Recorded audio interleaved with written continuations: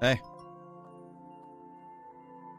I was actually planning on going live a lot earlier, like 10 to 12, but I ended up waking up around 2, so I was not able to get the EU-friendly stream in quite as intended.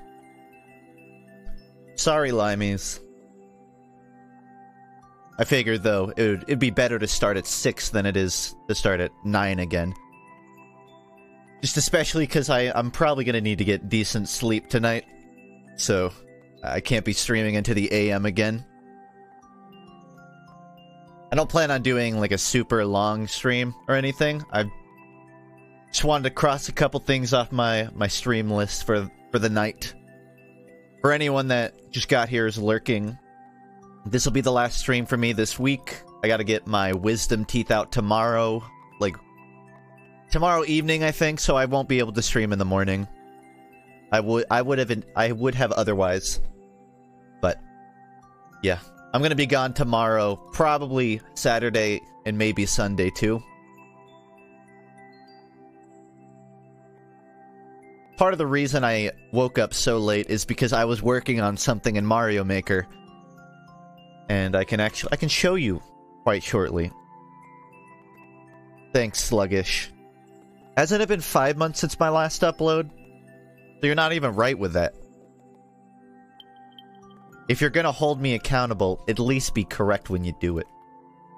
So I've actually been working on 2 Mario Maker levels. I'll show you the one I want to work on today, after.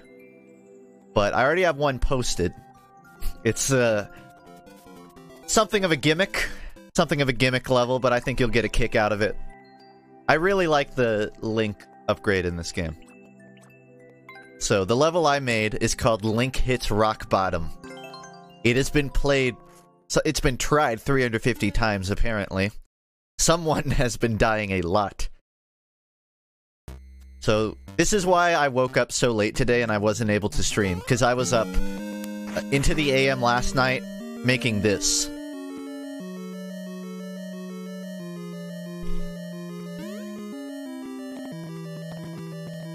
I would compare it to something of a dropper level. So, first puzzle. Chat, can you figure it out? It's really obvious, so this isn't part of it. Technically, this was me just testing. This isn't actually the gimmick of the level. Why is this a creepypasta map? It's not. So look, you bust through the front door, and you have to use this contraption to get through the bridge. And the only way to get the on block. I'll just show you the first puzzle. That one's a freebie. This is what the actual content of this level is going to look like. And I want honest opinions from chat. Whether this looks like it was made by an adult or made by a 7-year-old. So, there's 5 keys hidden throughout this big vertical corridor. And you have to figure out how to collect all the keys. There's one right there. There's another one right here. The first 2 are pretty easy. I also, I thought I was pretty clever. I have a trail of coins going upwards, so when you fall, you kind of know where the coin is going to be below you. So, like, right here. I tried to make it in a way that there's, like, a puzzle on each side of it, and you can kind of go about it however you want. I can show you, the way I like to do it. Which is you pop the blue, and then jump. This level is something of a trip. And I'd like to remind you, I made this at like 3 AM while I was barely conscious. Most people are telling me it looks like it was made by a 7-year-old in chat, so I'm pretty confident so far. I won't show you all of the puzzles. If you really want to know, you can beat it yourself.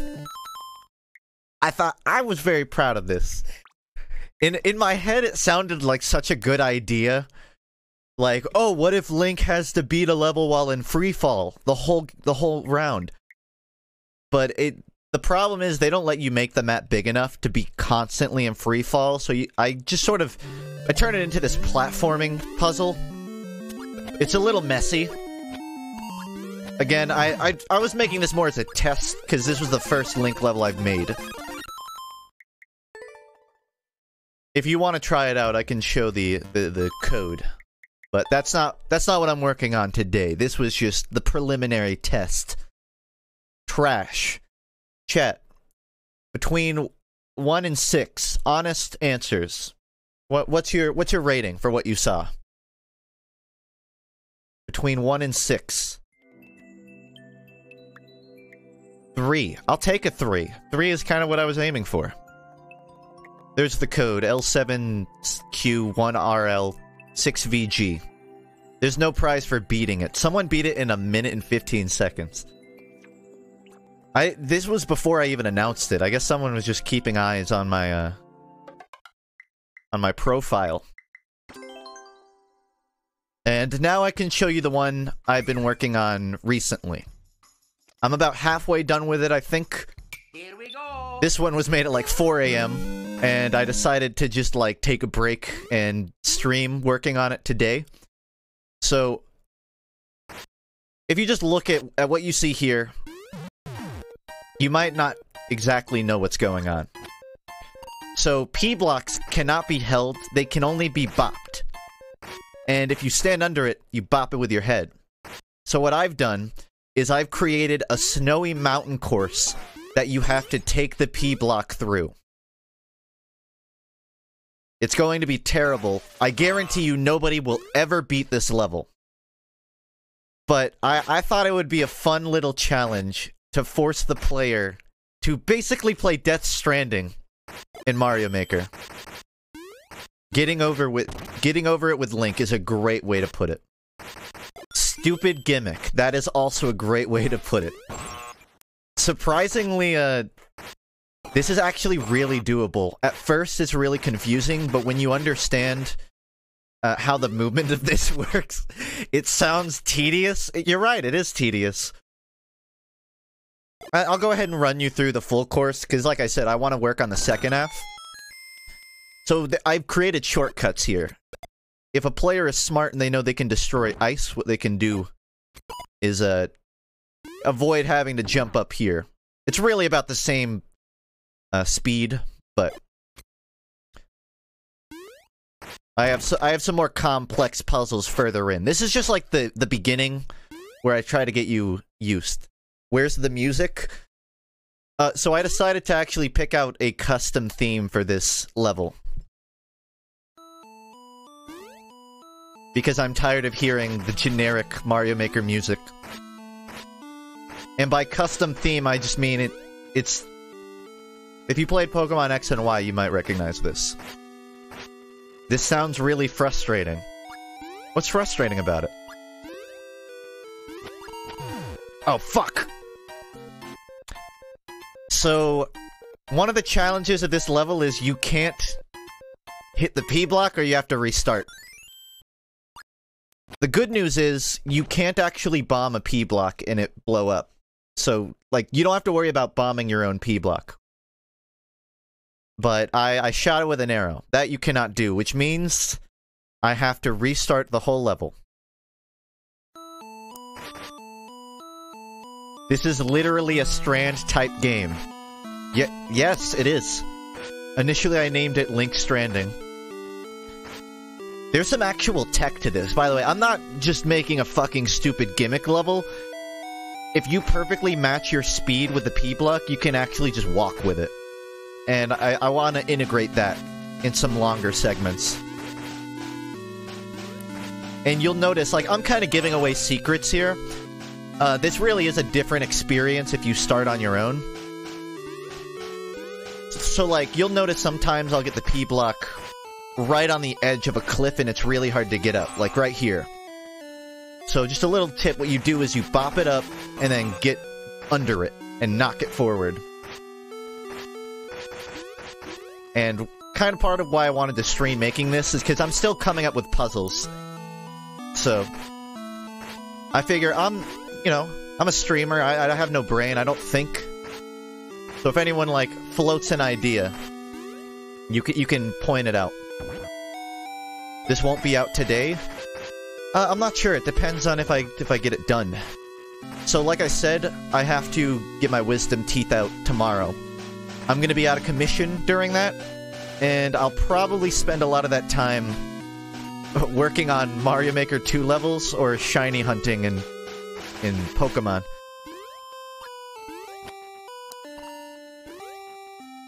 So this is like the first fork in the road. You can either take the P-block down, which is a bit of a longer course and you have to like jump up. But again, if you know how shortcuts work, you can actually bomb this and just pass that whole little undersection. Again, I still need to like do more with it, but I'm pretty proud.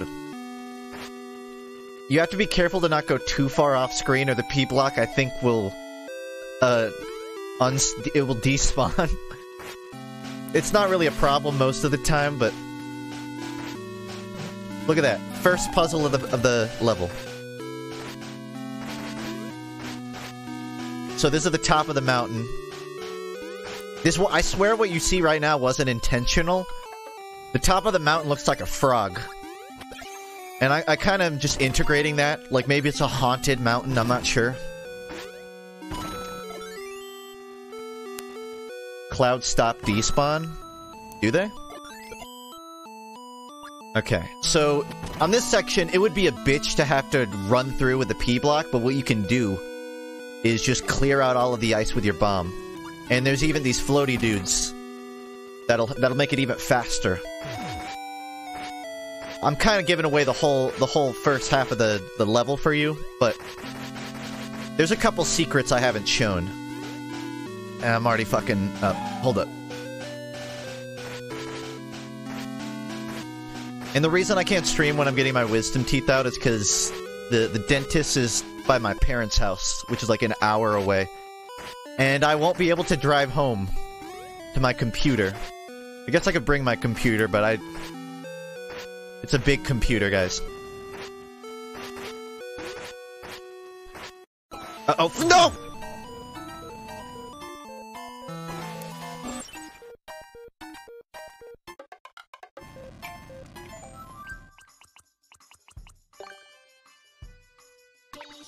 Here we go!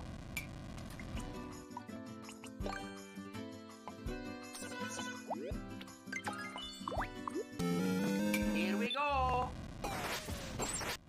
So then you find yourself at the top of this mountain. You don't have to kill these guys, they're just like a little thing for you to shoot if you want to. I tried to like put maybe like a coin or a 1-up on them, but I couldn't attach it. So now you have to jump off this mountain, and this is where it starts getting fun. So you have to just keep going right. But what I've done is, I've constructed a checkpoint system. And the checkpoint system will only work if you've gotten the P-block this far. So you enter this little cave. And you have to bring the P-block into the cave. Just watch out for the campfire, is all. Yeah, the player will be able to just edit the level on the fly and spawn a P-block too, what you saw. Okay, so right here, the only way to hit that on switch is by getting a P-block. Uh-oh, I might have... This is gonna be tricky. You have to get the P-block to the side of this. What that does is it lets you unlock the first checkpoint. So if you die or lose your P-block, you can actually come back here, and you have one again.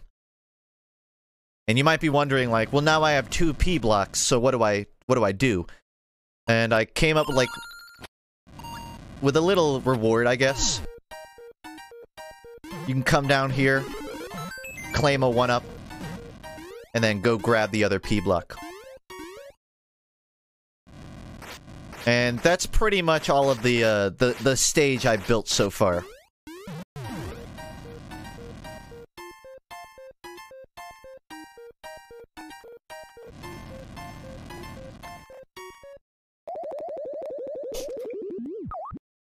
Yeah, that's literally the whole level so far. Once you get to here, it just stops. I need to come up with more puzzles for it. So, honest answers in chat. Would you play this level? Does this look tedious enough for you? Fuck no. Good. That's kind of what I was aiming for here. Yes, but only drunk. It's like a lame-ass Kaizo. How is this a Kaizo level?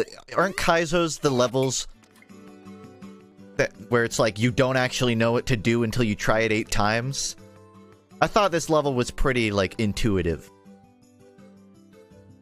I have about this much space to work with. So maybe, like, you know, 6 or 7 more puzzles. Unique, but for the wrong reasons. I think no one made it because it's just slow and tedious. That's the point. Here we go. That's the point of the level. The description is going to read, "You will not beat this."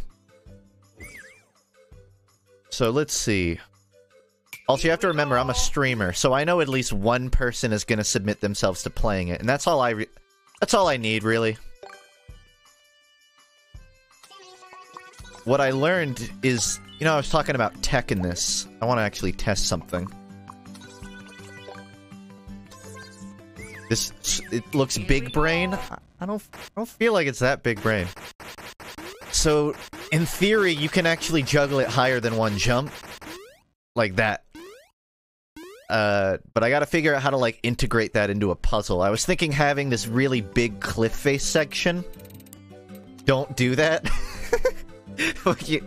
Does that look... Don't you dare put that in.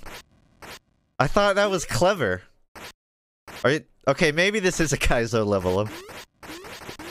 All you have to do is spam Y and B and repeatedly jump until it eventually lands on the top cliff face. Is that really so annoying? Look, I'll do it first try.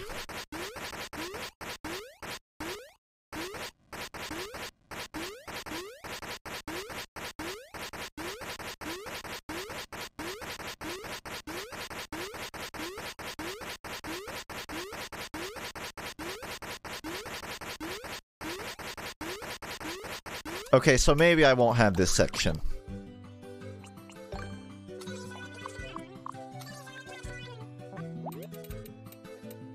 What if I just made it like 1 lower? Here we go. Does the P-switch collide with Link's bombs? You can make a few puzzles. Here we go. It does collide, it won't explode. And I do think there's a way to integrate this. I'm not 100% sure how, though. Oh, you know what I could do? I'll get to it in a second. I want to figure out this. Okay, that one's easy. The 4, I think 4 is doable. The 5 is... That'll be the Expert Plus route. I mean, under the switch? What do you mean by under? The bomb just straight collides with it. Do you mean like... Hold on, I think I might know what you mean. So, like, if I throw the bomb up here and then drop a bomb under it, what happens? Nothing. It doesn't... Damn, that would be cool if I could, like, launch the bomb upwards. Yeah, so I'll just have a couple sections like this where it goes 4 up. Really starts becoming a bitch. I still have Joy-Con drift, by the way, so if you notice... my hand getting a little tipsy, that's why. Here we go. Make it 5 blocks high, but add an invisible dev block. Yeah, that is literally encroaching on Kaizo territory. And the problem is I don't have too much vertical height to work with. Like, I could do this maybe 4 times, so I don't want the puzzle to just be jumping up 4. And this is kind of where you have to experiment. Like, what would be a good challenge for this area? Another problem I've run into is if you stack these semi-solid platforms too much, they just disappear. Like, I cannot add another platform here, Here we go. or I think the top half will literally be gone. See? It's just gone.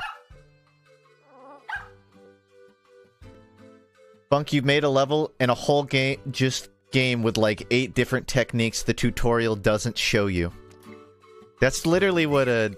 Here we go. That's what Mario Maker is. How about you make it juggle across a gap? What? Oh wait, you mean... Hold on. So like this. Oh, that's such a bitch move.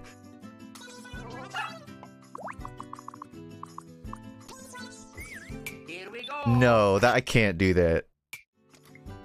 Is it even... I don't know how far. I haven't fully tested the grounds of, like, range. This would be a good one for right after the checkpoint. I mean... Here we go. I don't think I can. Unless I, like, have maybe a windy dude under. There's just not really a way to bounce it that way. Here we go. Like Death Stranding mechanics? I didn't play Death Stranding. This is just Funk Brain. Give some way to fly and juggle. Yeah, earlier I had a Lakitu at the top of the mountain, and you could steal its cloud, and I thought that could be a cool mechanic somehow, but I couldn't find a way to integrate it. And I was worried about the player using the cloud to just fly to the end of the level. So you might be wondering why you have to bring the POW block this far. It's actually pretty simple. I was just gonna be like at the end of the level, there's gonna be like a bridge like this. And you had to pound the P block so you could cross it and get to the checkpoint. So, like, you literally won't be able to beat the map Here we go. without bringing it. This is actually very much like getting over it. Would it oh my, I did it! Alright, it's going in the map, boys. It's going in the map. Don't worry, there's a checkpoint right before this. Maybe I could have, like, 2 routes? This does not... This seems like... Okay, you can do it. You just have to, like, stand the right way.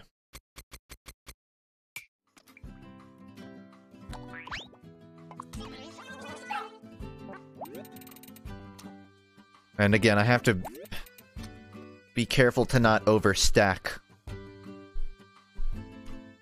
The cool thing is, though, I can use these to, like, make it decorative. To make it sort of look like there's some depth on the mountain, like that. Just don't jump down there, or you're not gonna be able to go anywhere. In fact, I should probably block it. Just so players they don't try to go through. Put 2 spike blocks in the pit and use the bomb as a platform to get the P block across. What do you mean? Here we go. 2 spike blocks in the pit. The problem is the bomb doesn't make the P block go up, I don't think. Oh. Here we go. Gap's too small. I see what you mean. You're saying do, like, this. Here we go. It bounces a bit, does it?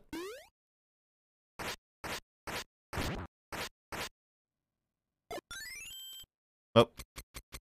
What if you make it a moving platform that you have to time to get the P switch on?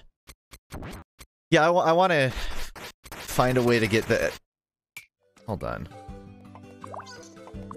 This is, like, massive brain. You gotta, like, go over here, drop it this way. Oh, it does bounce a little bit. That would be so fucking hard to coordinate, though. Here we go. So, drop that there. And you get hurt. I feel like that's too Here hard. we go. I like the idea. I think there might be some way, but, like... the timer's too short, I think. Also, yeah, I need to be able to beat this level. If I can't beat it, then... This is nothing. Castle of She is way bigger than this bitch. What is that? I'm only interested if it's also a P block map. There's one more thing I need to do here, actually.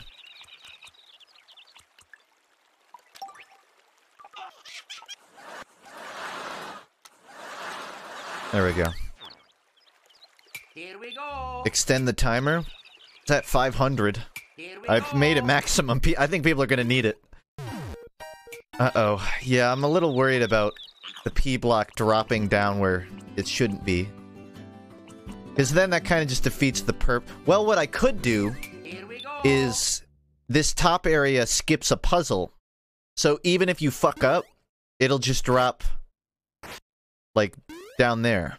You see what I mean? So you're not completely out of luck. You just... If you want the maximum speed. I like that idea. That was a good idea by me.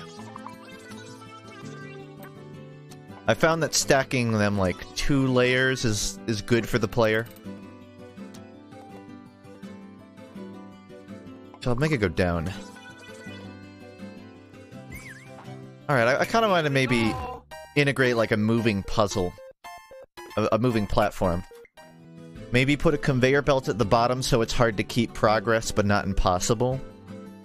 What, do you mean like a conveyor belt at the bottom that just runs all the way back? That sounds like... Oh, I could do that. I could, like... Hold on. That's not a bad idea.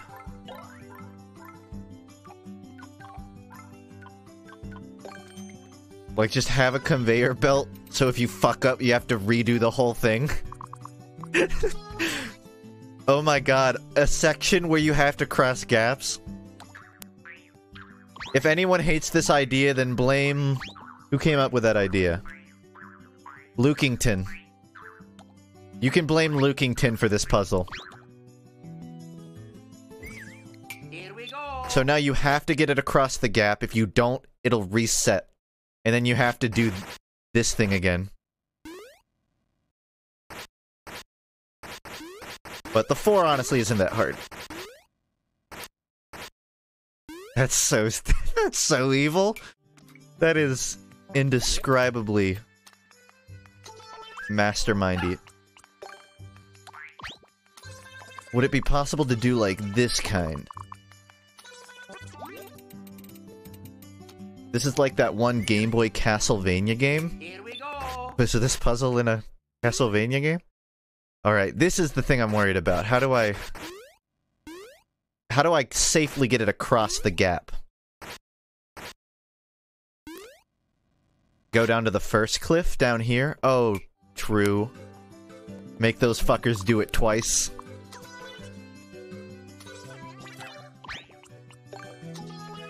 Deliciously evil.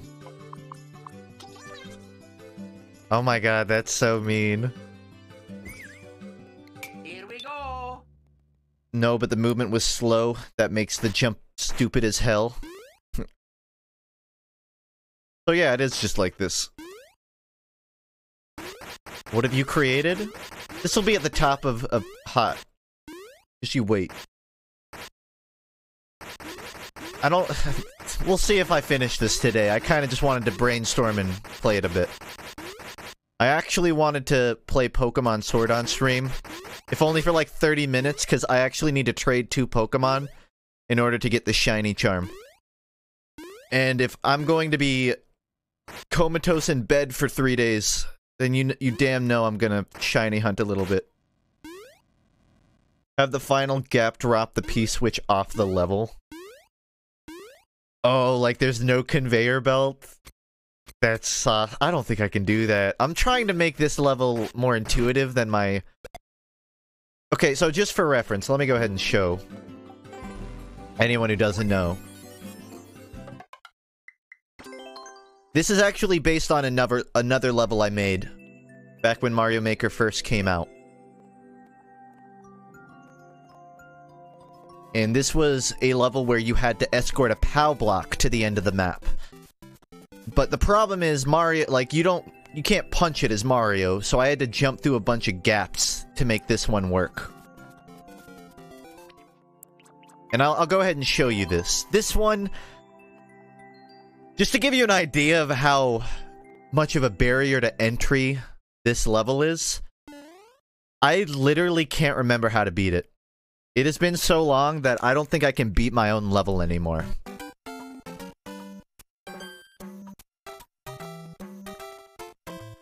First impressions, can anyone tell me what I'm supposed to do here? Probably no. What you're supposed to do is get rid of that blockage, send this on its way. That'll send that up, but then you have to get rid of this so it'll get blown up at the right time.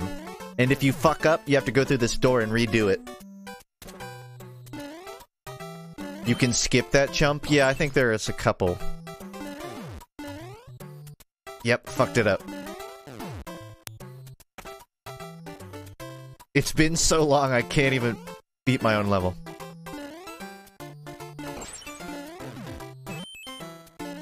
Oh, sometimes that happens, you just get blown into it and fuck it up. Anyways, this level is... This is like super expert. And I don't even know how I came up with it. It's fucking crazy. No wonder nobody's beaten it. 22 people have beaten it out of 1,400 tries.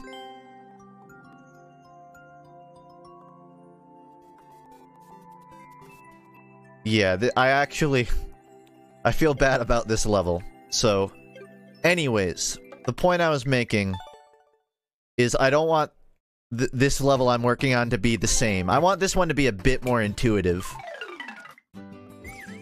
I feel like anybody could get through this level so far. Don't get me wrong, it's still going to be annoying, but I'll save the super expert levels for another project. Here we go. Ugh.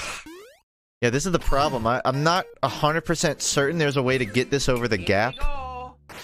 I know one way, actually.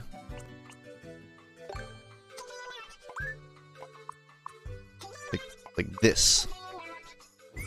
Here we go. In theory, this should, like, bring it over to the middle.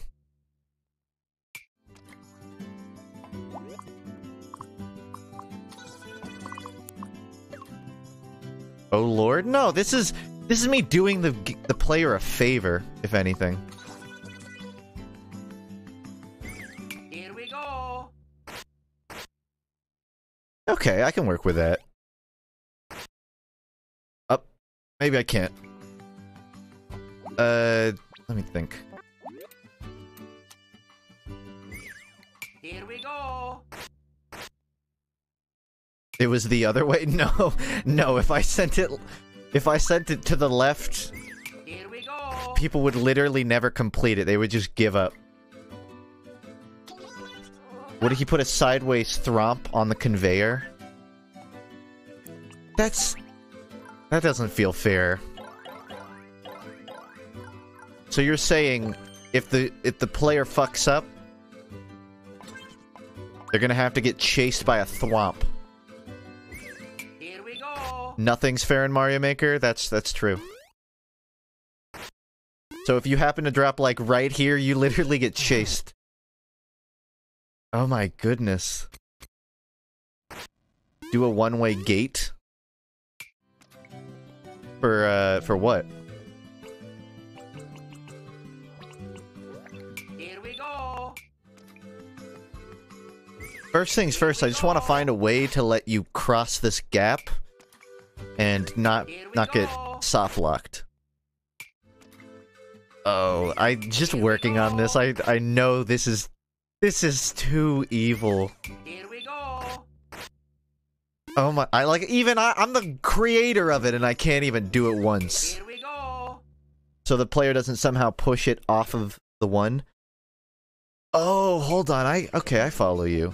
So you're saying...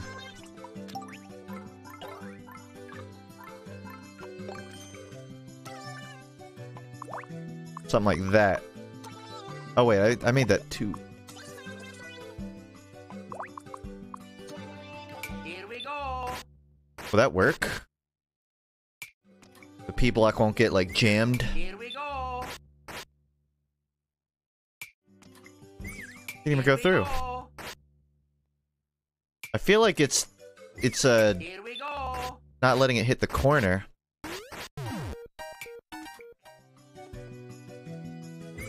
Here we go.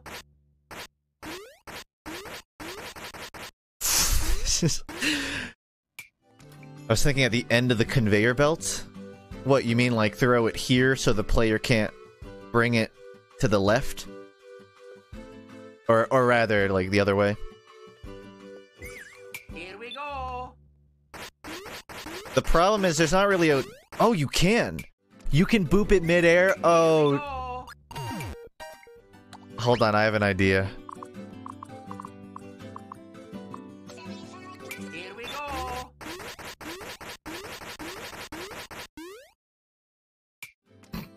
This...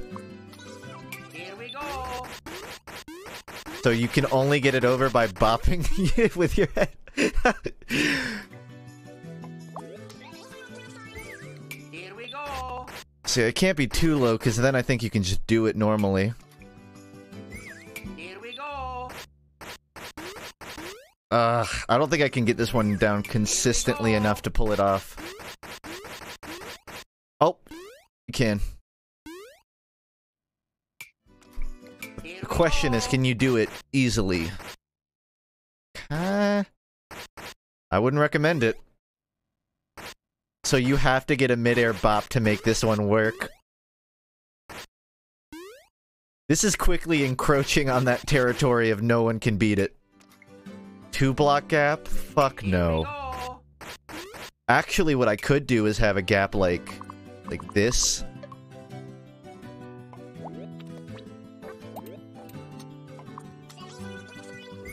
Here we go.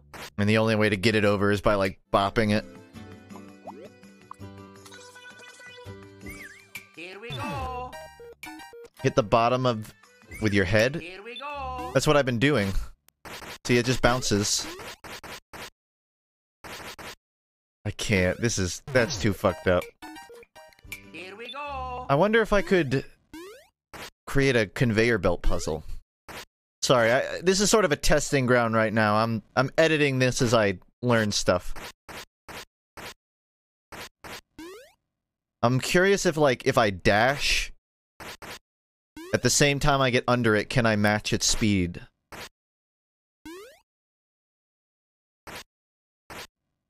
Can I at least record myself post wisdom teeth?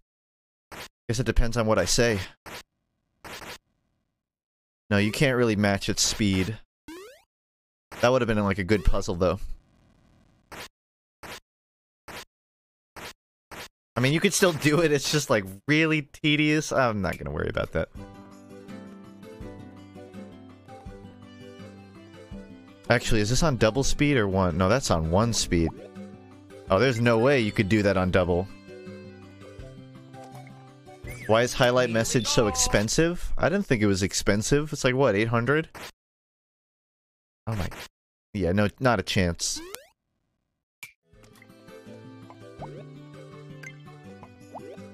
I'll leave it slow just so it doesn't despawn. Here we go. People will perfect it. Well, one person will, but I don't want, like, you know, 400 people to give up for something that's just clearly too hard. Highlight message is 550. You can literally get that in, like, fucking an hour and a half. Less if you're a subscriber, I think. Here we go. You know what? First, I'll start off with just an easy one, just so the player kind of knows what the deal is. Then it starts to get hard.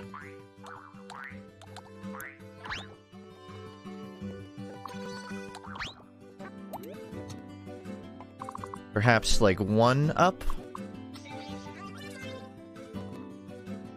I'm at 3K after a week? Okay, but, like, is that religiously watching my stream or popping in?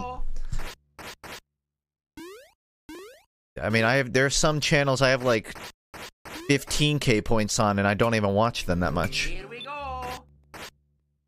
Although I guess it was people that already had the point system.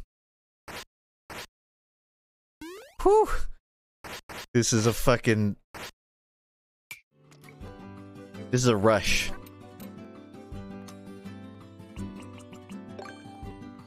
And then we see the first two.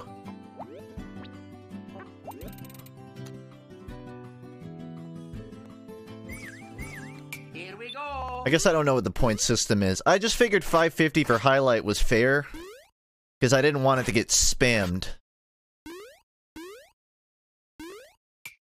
I looked at Lyric stream for like 10 seconds today while he was playing Jump King, and his entire chat was people spamming the highlight. I want to avoid that. By the way, if you just spam attack, it'll always, or almost always, hop straight up. So if you need to, like, juggle it for a second... Oh, what if I had, like... I wish this was Minecraft and I could just have an arrow dispenser for a time segment where you just have to spam this. I could do that, just like a narrow hallway with Goombas walking at you. This would be the only way to kill them. I have too many ideas.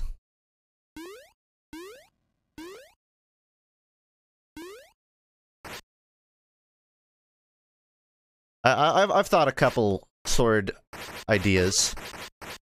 Ooh. Okay, I cannot have that. That's too much. Too evil. Here we go. This segment so far, I'm okay with this. I feel like it might be a little too empty. Like, I need to either have some Easter eggs around here or, like, enemies. Oh, I'm having trouble. I think standing close to... Oh, my bomb just hit it. I think it just learned some new tech. What is this song? So technically this is the Snowbell City theme from Pokemon X. But I found a version of it in the Gold, Silver, Crystal sound font. So it sounds like an old school game. I just figured this fit. It was either this or the Mount Silver theme. I wanted something that was like snowy mountain vibe. Make a boss that jumps around, and if it hits the P-switch, the arena drops tons of Pokés. Oh, I haven't even thought about boss fights, man. I just kind of thought this was going to be a course. Do I want to be a dick and make a boss fight of this? We'll see.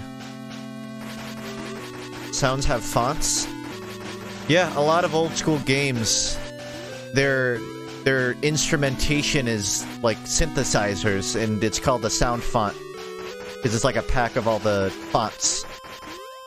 When I first picked up Ableton Live, I downloaded a bunch of Pokemon sound fonts. Specifically, RSE. Ruby, Sapphire, Emerald. Because I wanted to have those horns. I wanted those synthesizers. I don't know if they're still called sound fonts. I think they're just like MP3s now.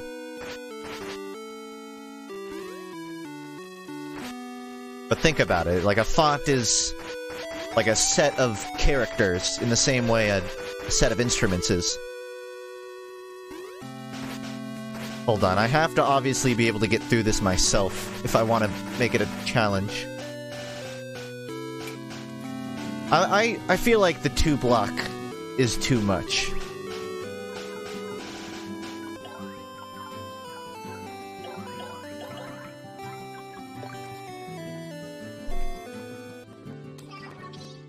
I'll have a tall guy here just so you can shoot him from here. Here we go. Just a good little challenge. Not challenge, just something you gotta clear out. I wanted to do something with the snowballs, but I couldn't think of anything. Here we go.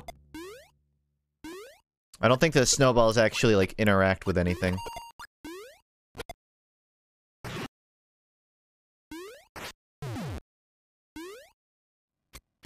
Man, fuck this level. This isn't even the fun kind of difficulty. This isn't for the average gamer. This is for advanced gamers. Listen, if you're a pussy and you can't beat this level, then I get it. I get it. It's not for everyone. You know? Sometimes you just gotta put a tampon in and move on. I get it.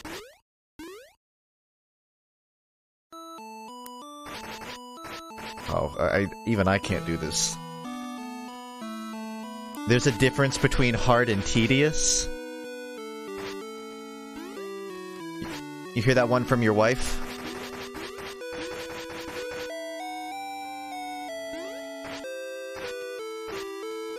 I am fully aware that this level is, like, a gimmick.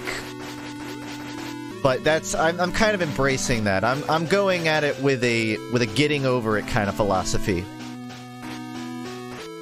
Like I said, I saw some people playing Jump King, and it kind of helped me come up with this idea. You aren't meant to have fun playing this game. This is like League of Legends. You're not playing to have fun. You're just playing to win. And then you win, and then you still aren't even satisfied. It's a lesson in life. Are you gonna at least add checkpoints? There is one. There's one right behind here. But you can only get to it if you bring the first P block over.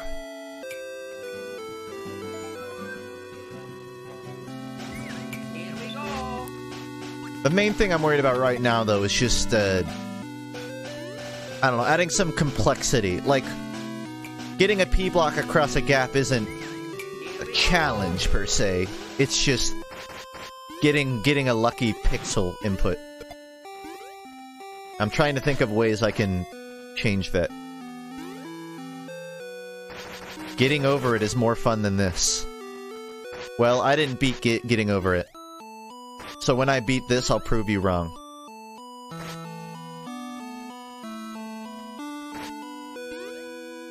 I feel like there's just... You know what, I could do a checkpoint system per jump if I wanted to. It would just take up way more space. This is sort of a slow and steady turtle kind of level.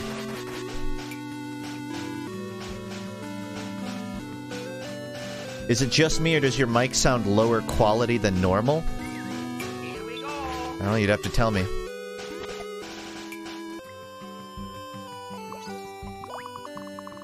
Right, it's this 2 gap I want to test. So I was trying to think of ways to make this a little less bullshit. My thought was maybe throwing a twister, like here. It does? Hold on.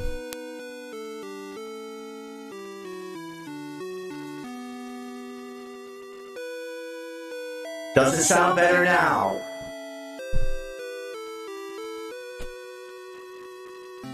How about now?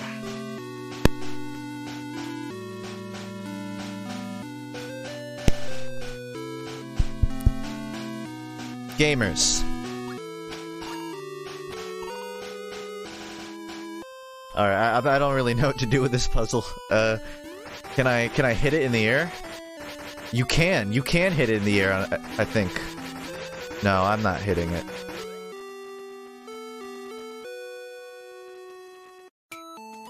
Here we go. Wait, did I just push it with my body? Oh! I can push it with my bot. Maybe this is better. That might be like a way better puzzle. Muted, by the way? Oh, thanks for telling me. I'll go unmute myself. Don't even think about it? I don't know, this seems more titillating than having to juggle it across an edge. Like you have to bop it out.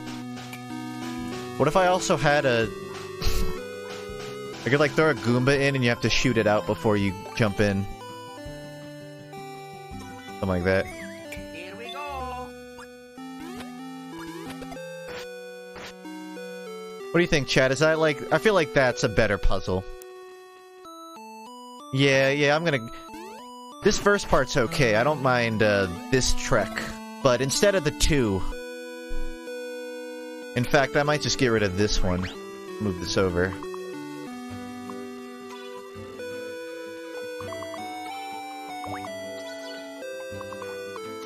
Something like...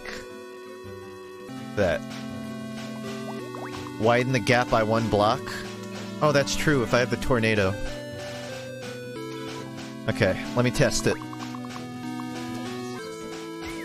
Here we go.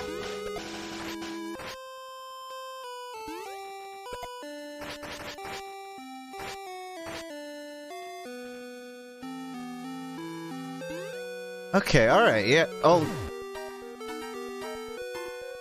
Yeah, that's the one problem with this. It's almost too risky, I feel like.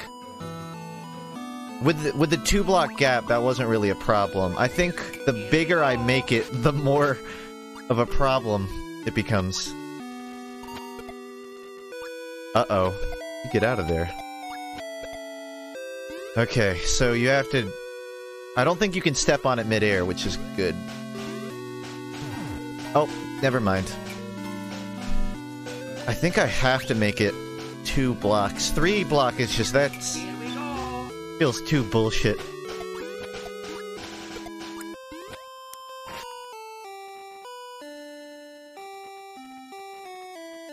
Okay. That's a doable puzzle.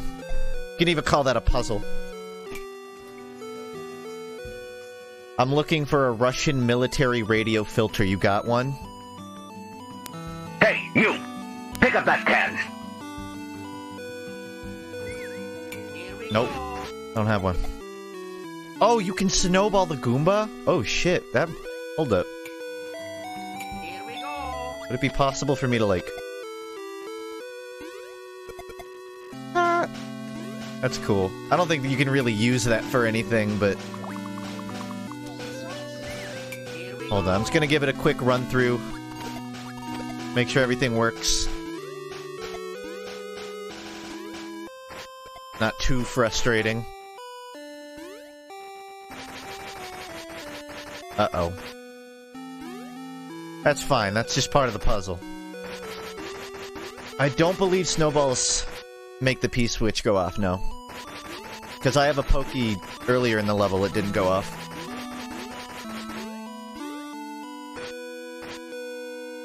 Ooh. I feel bad making player go through this. It's just finding that balance between this is fun but difficult and this is just tedious. It's tough to manage, especially when you're doing a gimmick like this.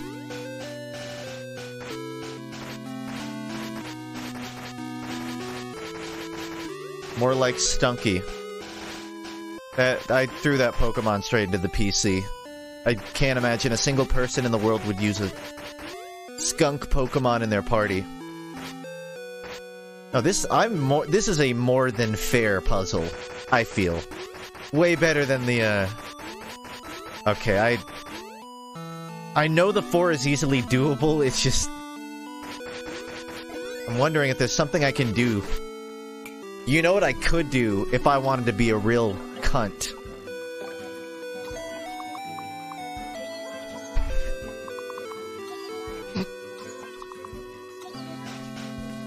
Is that too far? Here we go. I feel like that's too far.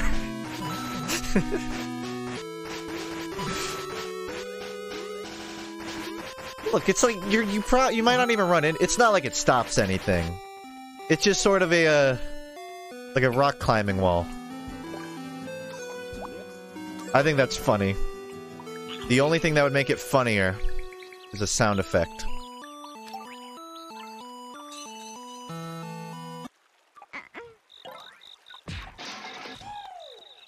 It's like a good sound effect for slamming your head into a brick.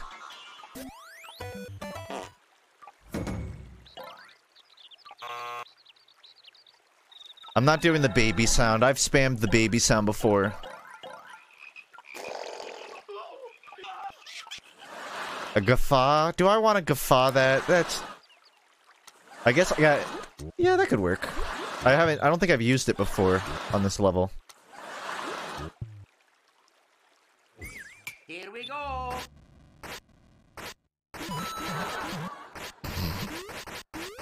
Dude, I'm such a dick. Oh, no. Oh, I didn't even think that was a possibility. Okay, that's a problem. Uh-oh. Here we go.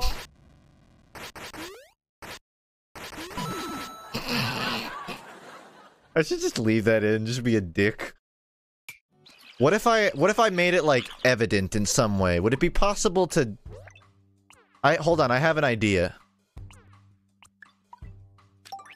I think this is salvageable, just watch.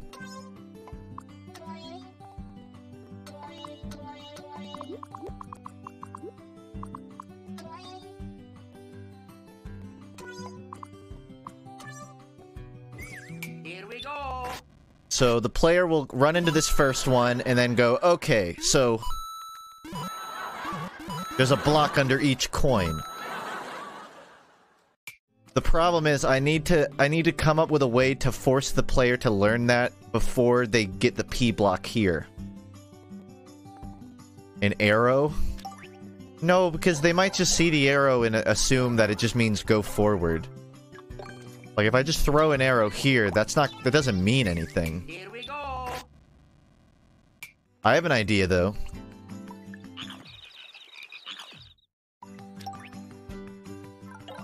This is like the most basic way of conveying information. But it might work.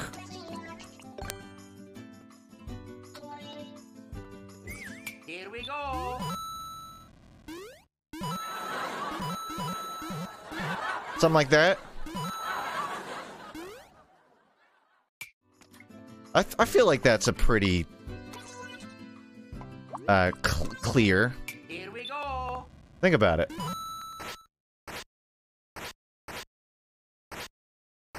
Surrounded in glass blocks. Yeah, I was thinking of having it up here, but I just kind of figured maybe letting the player actually bump it would further, like, hammer it home.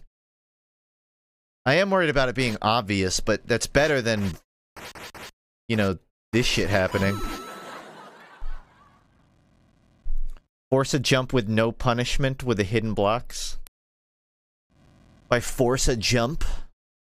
But that's the thing. I have to assume the player is going to be bringing their P block, and I can't just convince the player to drop the P block and run on their own.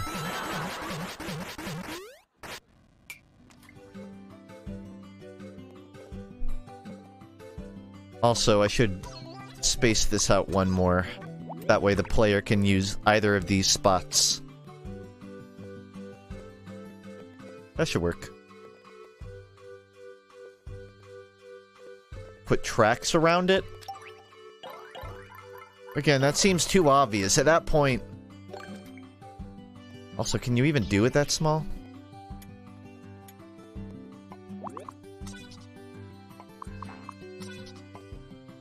That's too clear. That's like too evident, though. I feel like. Here we go. Nope. Here we go. It's so blunt. I mean, say what you want, it conveys it. I could throw that in front of this one. I think that might be a better idea. That way you know it's like a demonstration, but you also can still use it. Here we go. What's the plus more mean? I wanted to play a little bit of Pokemon Sword, just so I could fill my decks and maybe battle a bit. Also, you know, I want to play Vanquish, but I might just hold that for after the Wisdom Teeth, because I know I'm at least like 4 to 5 hours from beating it. And I can't stream into the AM, because I gotta be up tomorrow pretty early. Probably a good time to mention, I've been talking about preparing a Minecraft stream gimmick. I posted a bit on the Discord about it. I won't be able to do that today. There's still a bit of setup I need to do. And, like, the actual mode is working. I have more or less successfully recreated TF2 in Minecraft, for those curious. Oh, that's good. It won't pound if you already bust it. But yeah, the TF2 Minecraft stream is pretty much ready. I just thought for one... Yeah, I need to get the server set up, and I wanted to make a resource pack too. Also, I kind of feel like that's something I need to give people time to prepare for. Like, I need to give Twitch subscribers a download for all the mods they need. It would feel wrong to just drop it the same day.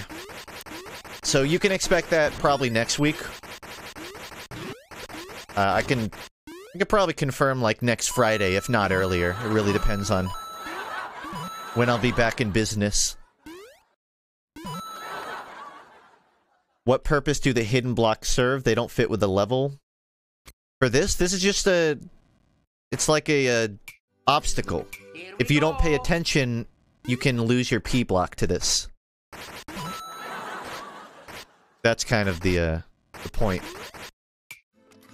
So the player has to stop and go, okay, I gotta clear these out. And I should probably shorten the conveyor belt while I'm at it.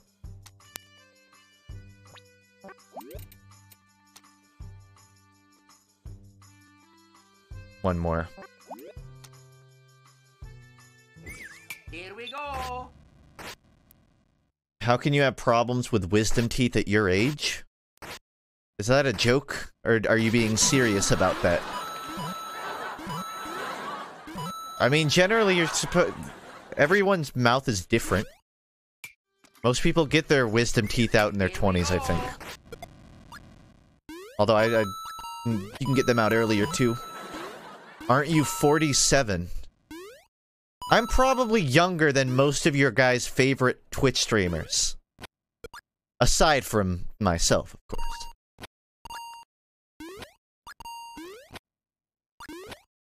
Okay, I'll just be there.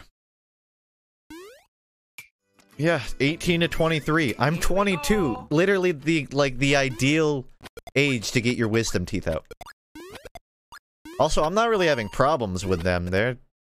I have one wisdom tooth that's like sideways, and it will literally like pierce my skull. It'll pierce my other teeth if I don't get it out. That's probably the one problem. Hey, wait, what? Oh. That was weird. It was just recommended for me to get them out. They wanted me to get them out, like, a year ago, but I just didn't. Okay, I think this is good. I've just been testing this to make sure it feels right. I'm fine with that. So you get up here. Here we go. And then you get to the wind puzzle.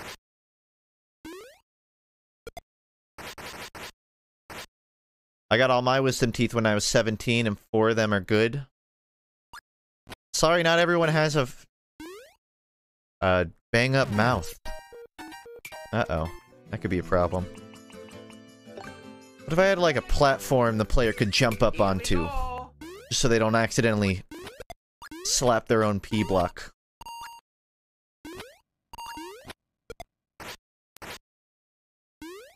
Oh! P blocks can bounce off of snowballs? Okay. I didn't know that. Here we go. The main problem I think you can have with wisdom teeth is if they start roughing up your gums. Like, sometimes the back of my mouth will get, like, scarred from wisdom teeth, but I'm never in pain. Here we go. The problem is the longer I go, the more likely it'll get to that point. That's why I'm electing to get them out. Here we go. That and I think my insurance will only cover wisdom teeth for this year. And it won't cover as much if I get them out next year. Yeah, another problem is it can, like, push your other teeth more together, which causes other issues. Because you can't floss as well because your teeth are together. When did this become a dentist stream? I mean, I know I'm a connoisseur of teeth gaming, but I don't feel really qualified. I'm still not 100% about this puzzle. I feel like something's up. What if I had 2 twisters?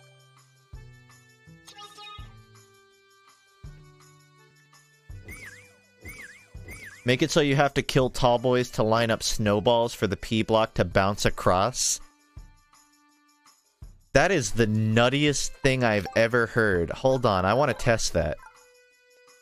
How would that even work? Hold on, I'm gonna make like a little test area.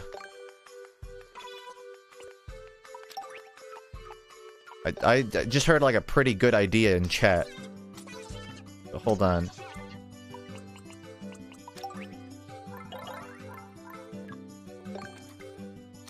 Would it be possible for me to do something like this? Just line up snowballs? What do you mean? Is there a way to, like, spawn a straight snowball? Here we go. Even then, I couldn't move it. I should just pin the POW block P-switch.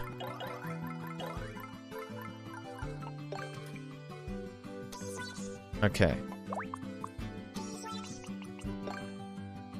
So, to my knowledge, P-switches bounce off of snow blocks, which means, in theory...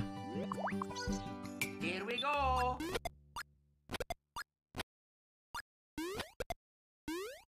What would happen if I did this? Not quite the way I wanted.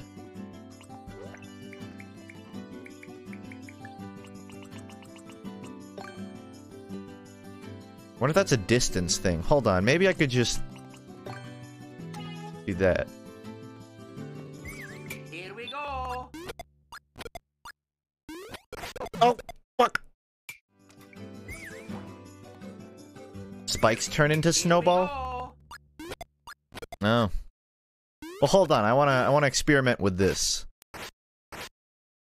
Oh, that's such a good idea. That's such a good. That is so cool. Here we go. How do I make like a challenge out of that though? Right now, you kind of just kill stuff. I mean, I guess it's still cool.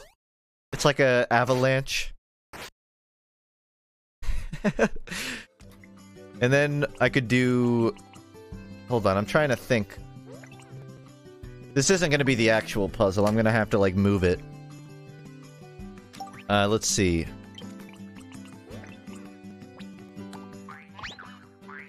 I'm trying to think of a way where I could have Link follow along. Like, he knocks it down. It needs invisible blocks? What do you mean?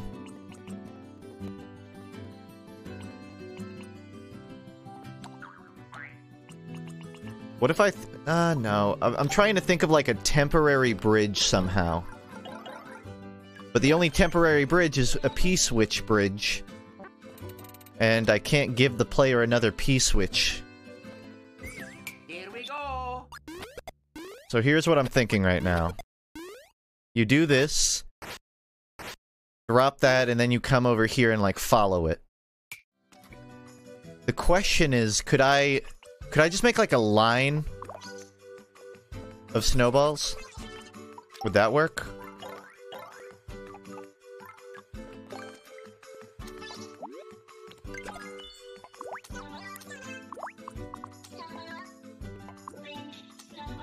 Link's bombs combined with on-off switches for timed bridges.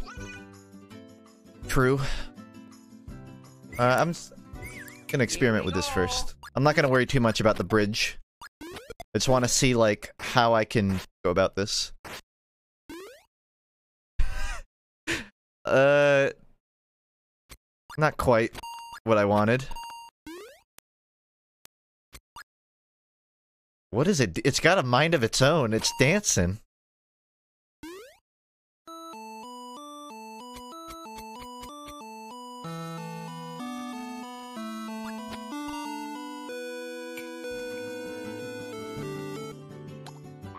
Well, that won't work. There's definitely, like, concept here. Would it be possible... Hold on. Is it possible to stuff a snowball into a hidden block by chance? Because I might have some big brain stuff. I don't think that's possible, though. Here we go. Oh, you can! Oh. Huh. So what if I had a section where Link is, like, down here, and then he has to bop his head to, like, make snowballs?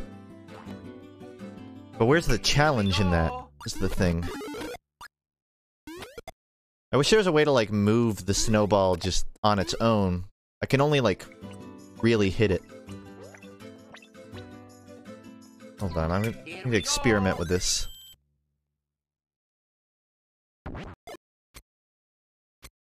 A shell can go back and forth on 2 on-offs, just timing to make a distance.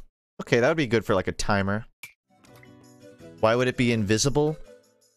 Well, just I think I could probably integrate that into a puzzle more naturally than throwing it in a visible block. If you walk over here and there's 3 visible blocks, then just jumping into them isn't much of a puzzle. But the question is, how do I come up with a clever puzzle involving snowballs? Huh. Here we go. I'm like brainstorming here. Hit it out of a block and into a spring? True. Could I just... How would that work, though? How would I, like, have a spring set up? I could do something like... Oh... Oh, I kinda just thought of an idea, though. Hold on. Sorry, I know I'm not, like, building on the level. This is... Here we go. Okay, so I'm thinking... What if I did this? And then it bounced into a spring, and then that bounced, and then that hit something. I don't know if... What does that do, though? Snowballs don't, like... They don't set anything off, do they? Here we go. Wrong. They do? Do they set anything off? They might set off, like, a P block, but... You see what I'm going for here? I'm trying to, like, think of a way to use that cleverly. On-off 2? That's what I was hoping. Hold on. Here we go. Can I just, like, sword this? No. Here we go.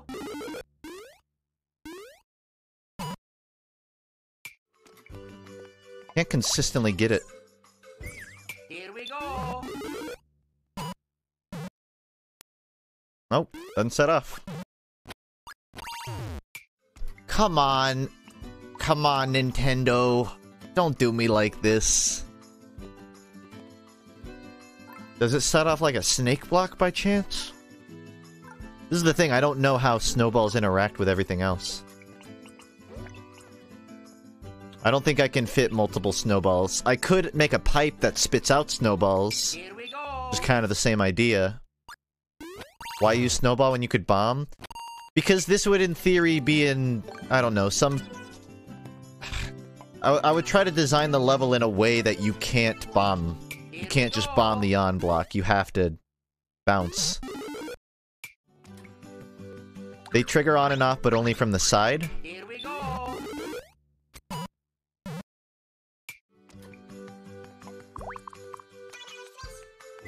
Let me see this.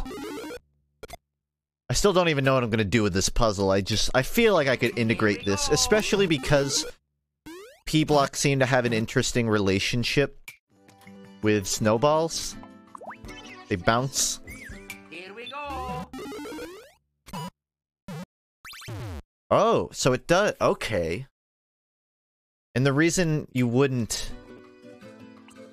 How do I make it so you can't also arrow or bomb that on block? This is the question.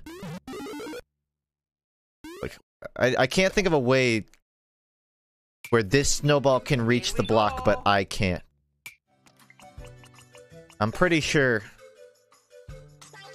spikes will stop the snowball. Here we go.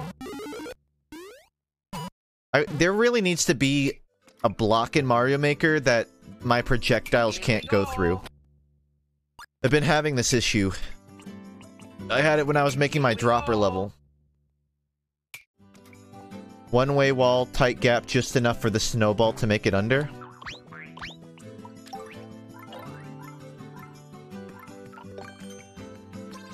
Like, tight gap.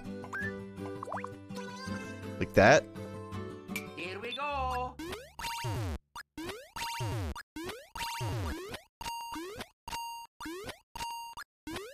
I like the idea, but that doesn't seem to help. Here we go. Maybe you have to shoot a respawning enemy out of the way? That's true. If I Here we force... go. But the problem is they can still shoot the on block. So, like, there's no point in making the player busy with something else. Use spikes to not allow people to go under the switch and have a wall block the user from firing. From under the switch? But again, there's really no way to do that without letting the snowball go. See what I mean? Here we go. Yeah, I can't. I think I'm just gonna stick with this puzzle for now. I'm gonna work something out with this. I'll worry about the snowball puzzles later. Whoa. I'm being informed that the YouTube demo of my stream is going to have to conclude shortly, so... For whatever reason, it doesn't even display the YouTube stream as on for me, but I guess it's up. Bye! If you wonder why you can't talk on the YouTube stream, it's because I view Twitch stream, by the way. If you were curious. Can you send links here? I mean, I don't mind links. I think they're disabled just for convenience. There might be a way to, like, enable it, but I don't know how. Here we go. Make the level dark theme, but then I won't have the snow. What happens to snowballs if I do that? Also, dark theme? Here we go. There's no snowball.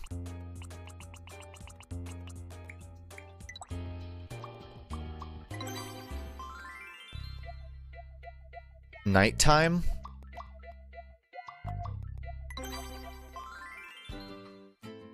Oh wait, is that like a separate thing?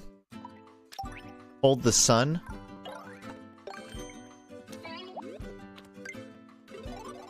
Sorry, I'm still relatively new. Day-night switch unlocked. Oh. Huh. Here we go. Do snowballs still- Oh my god! What the- This is so cool! Hold on, what does the level look like?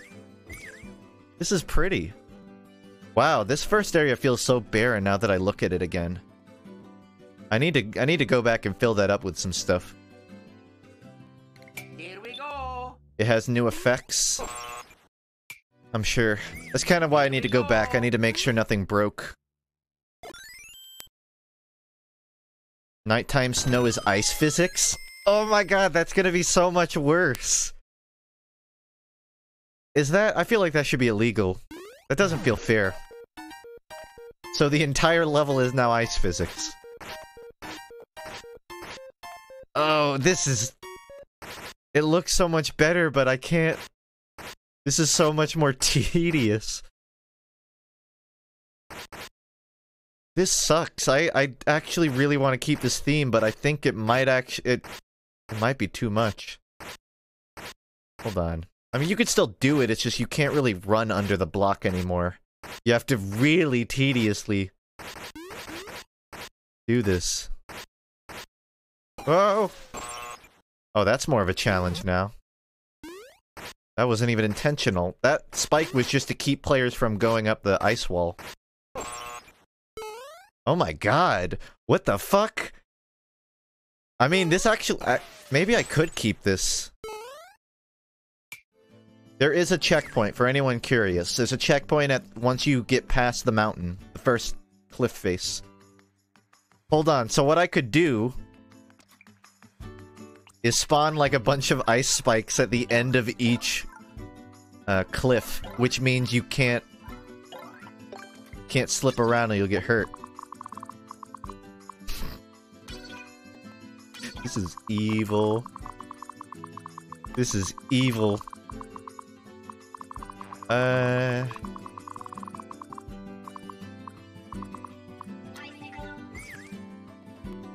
What the hell is wrong with you?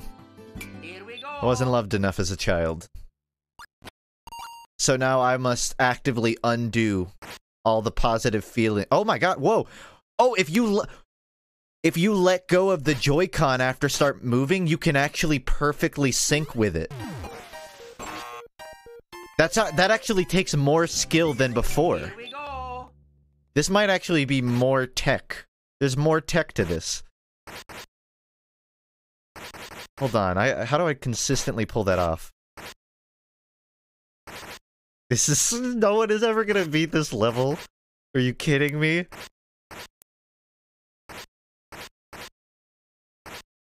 I can't recreate... You saw that, though. You all saw me, like, perfectly sync that. Okay, whatever. What I wanted to test was the difficulty of the first mountain with this ice. Because that ice actually... I was worried that this section was a bit, like, too empty. But the addition of slippery slopes and icicles actually might be a pleasant challenge. I use pleasant in quotations there.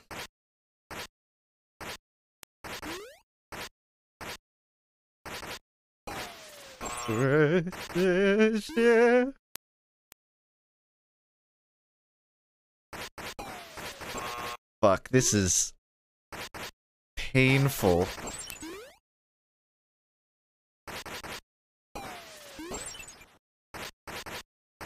I can't tell if it's because this is just unfamiliar to me, or because this is just legitimately, like, so much worse than before. I guess I could just hold on. There's no semi-solid non-stone? I mean, I guess I could, like, layer it with blocks at the top. If I really wanted to go easy. Have you beat my level? You won't get an answer. Could I do this and pretend it's snow? Here we go. Nope. Still slippery.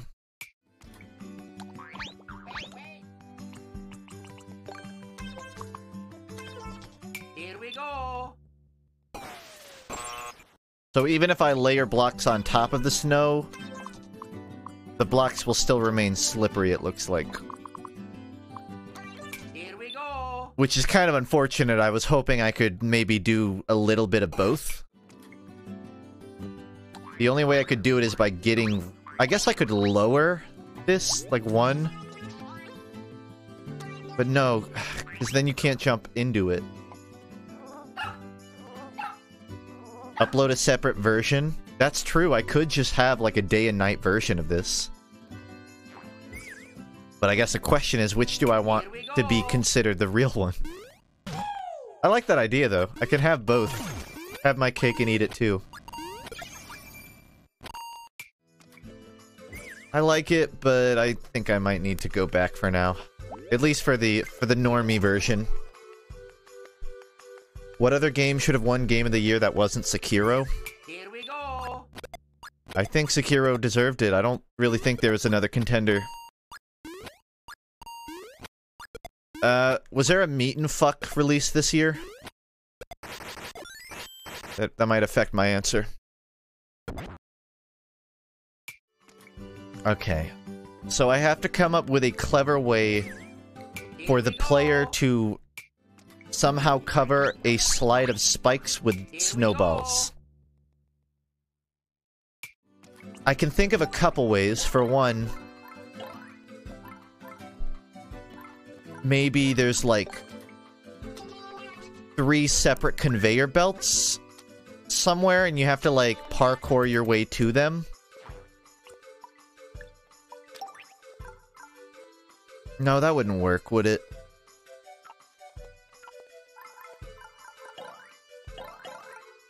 Dang, I wish you could edit the properties more. Something like this.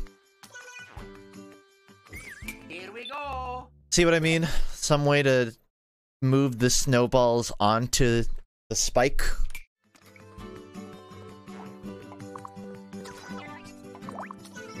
I'm still experimenting right now.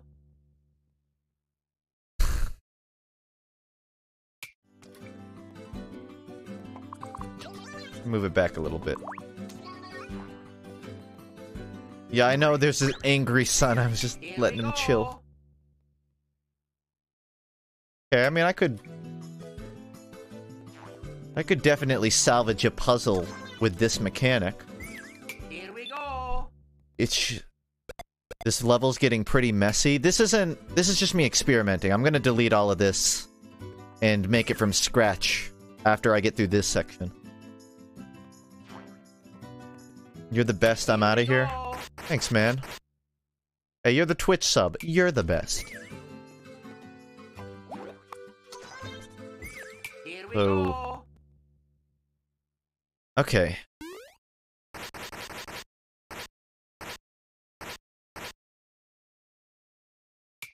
See, I don't just want to spawn the snowball on a conveyor belt, though. I need some way for the player to move the snowball onto the belt without setting it off.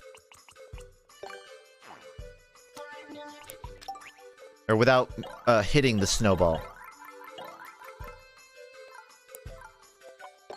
Maybe a sideways spring Here we go. somehow do it. Here we go. Nope. Can you make tall boys go through platforms? Yeah, I'd have it sort of earlier. Like this guy, if I extended this out and made him taller, he could walk across it. Oh, I kind of see what you're saying. But that doesn't really... How do the spikes fit into that equation? Conveyor belt into sideways spring? Oh, like this? What would happen? Here we go.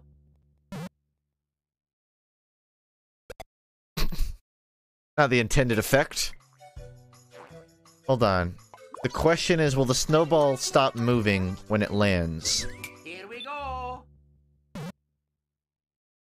No, it keeps moving. That snowball is on a death roll. I don't want a death roll snowball. I just want it to, like, sit firmly. If you shoot him in the head when the head is through the platform, where will the ball drop? It'll probably drop on the appropriate platform. Like this guy. Here we go. It'll just land right there. So, in theory... Here we go. Hold on. No, that wouldn't work. Like, I was thinking maybe I could throw a spike right here and time it, but that's... He wouldn't walk that far. Try extending the conveyor belt? Do you mean like so long it stops spinning? I don't think... I think balls are just permanently in a roll when they start. Here we go. Whoops, I fell. Here we go. What can I do with this? Is there a way to move, like, get rid of the spring, maybe?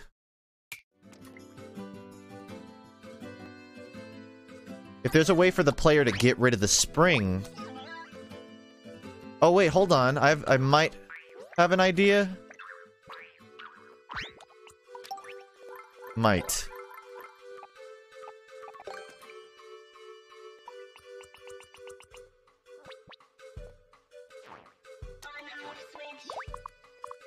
Throw that here.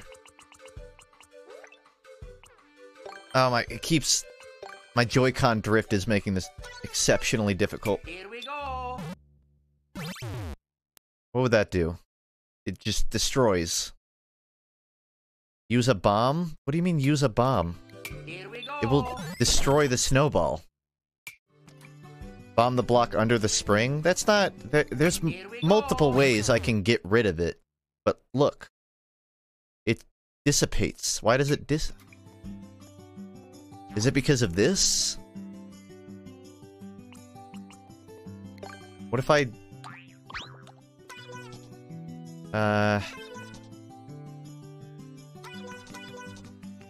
Sorry, I know I'm not making much sense right now. I'm just trying to test. So something like this? No, it's just whenever it reaches the end of the belt. I guess maybe it just destroys when it leaves. I thought it only hit the ground to break.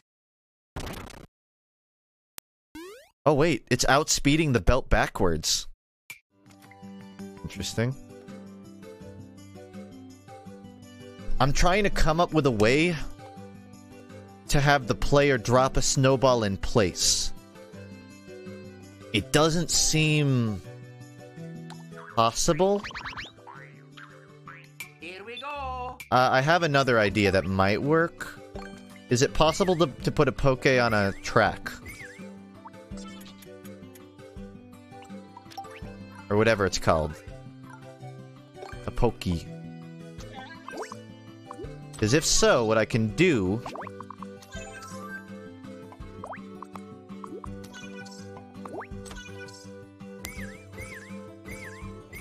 Here we go. Oh, that would work. What if I had... Okay. Let me clean up a little bit. Make this more... legible. If you don't follow what I'm putting down, you'll understand in a second.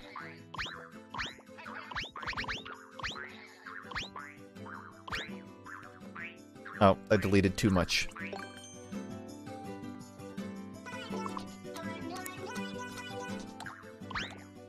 So I could throw a track just like above this. Then toss like 4 or 5 pokies on it.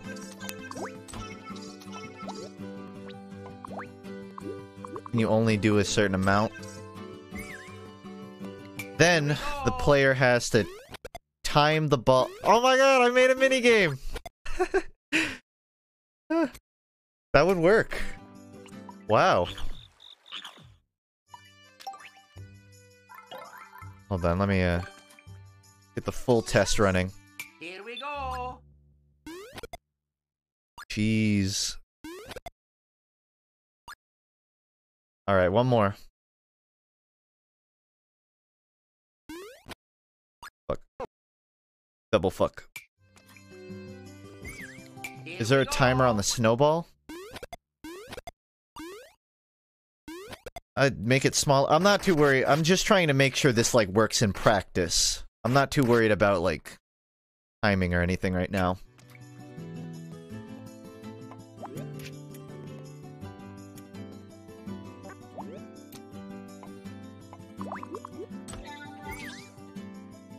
Here we go. All I see now is a snowman hanging. Don't feel bad. These guys didn't pay their taxes. They're put down for a good reason. Jeez, this is actually... There's some actual challenge to this. The problem is... If you don't get it right the first time, how do I prevent that? I don't want the player to just be fucked if they didn't do it right the first time.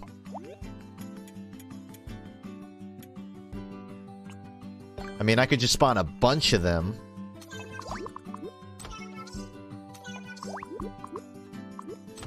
Okay. This is so gruesome. It's just hanging snowmen. Oh wow, Blue, thank you. You just gifted a bunch of subs. I don't have alerts on, because... keeps my brain sane, but thank you very much. Okay, so... Wow, this is so messy. Huh. Is it possible to have a pipe that automatically attaches Pokies? I mean, that would be great. I just don't... Can you even put one? I don't even think I can put a Poke in a pipe.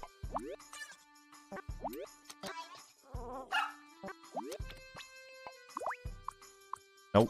Can't put it in. Which means I can't spawn them. Here we go. Which means the only way to do this is getting it right the first time. Which means I really can't do more than 3 spikes. Because if I do more than 3, then I'm just a dick. I mean, this is a great, like, concept for a puzzle. It's just... fucking weird. I can think of at least one way to make this a bit easier. Or at least easier to follow.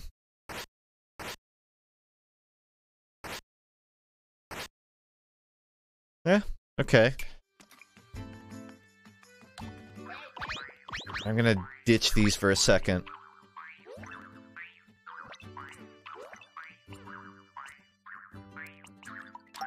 So if I do a semi-solid platform in the 3rd style, that might help the player, like, know the alignment? Do you see what I mean?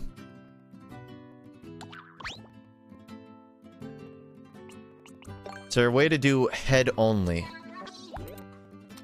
Only 2. I can work with it.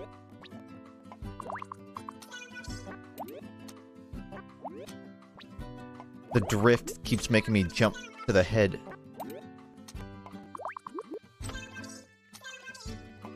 I don't want to use too many Poke, because then that just eats up my enemy limit.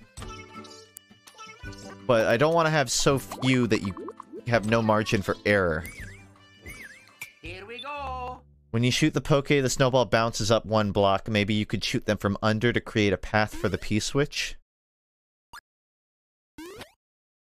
I can test that in a second. This is what I was thinking right now. You can time it to be, like, right over the right angle. So what were you saying? Be, like, under it?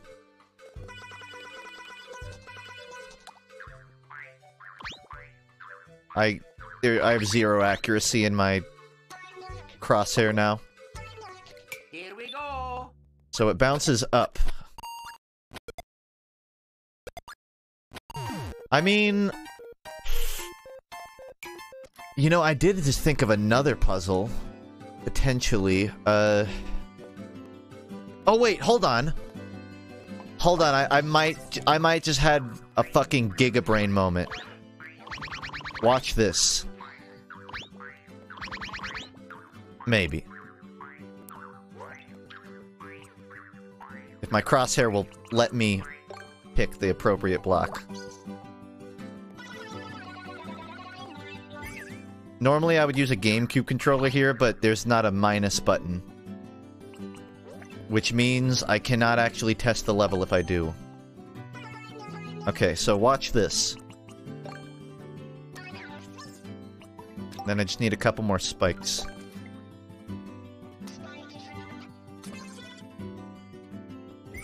Alright. Here we go.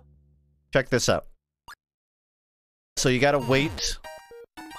Nope, I fucked up.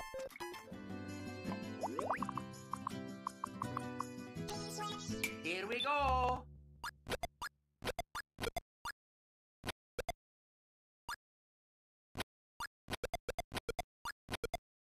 So you do that. Then you drop them onto the spikes. Then you take the P block across. Yay or nay?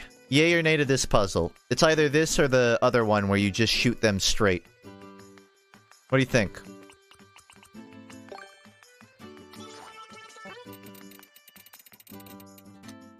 Nay? Not a fan? Here we go. I think that's arbitrary.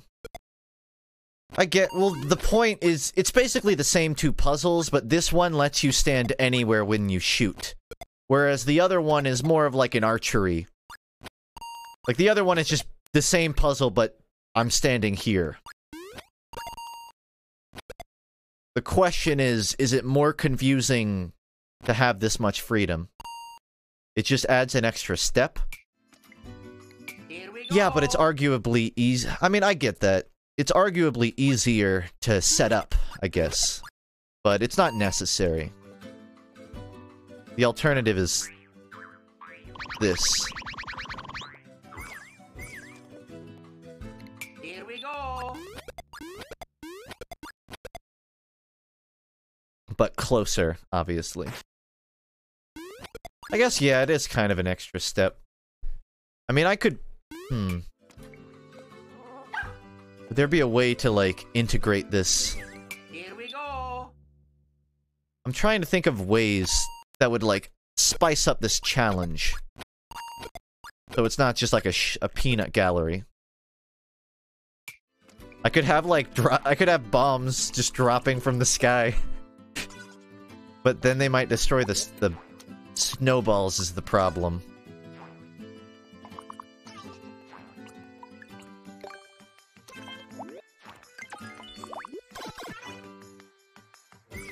Here we go. It's too easy, streamer. Oh, is it? Is it too easy? Wait, it's too high. Here we go. It's too easy, huh? How's this for easy? It couldn't be a bomb, though. It needs to be something that won't destroy snowballs. That's just assuming they don't. I haven't actually tested it. If it's as hard as Ross levels, then it's too easy. Here we go. I think I'm a while away from that level. Alright, I just want to test what does and doesn't kill snowballs right now. Okay, that doesn't. So I could just have, like, one pipe on this side and one pipe on this side. That way, no matter where you stand, it's gonna hit you. Also, the problem is if the player is over here and they do the whole thing, they might not be able to cross back. Well, I think you could. You could probably make that jump.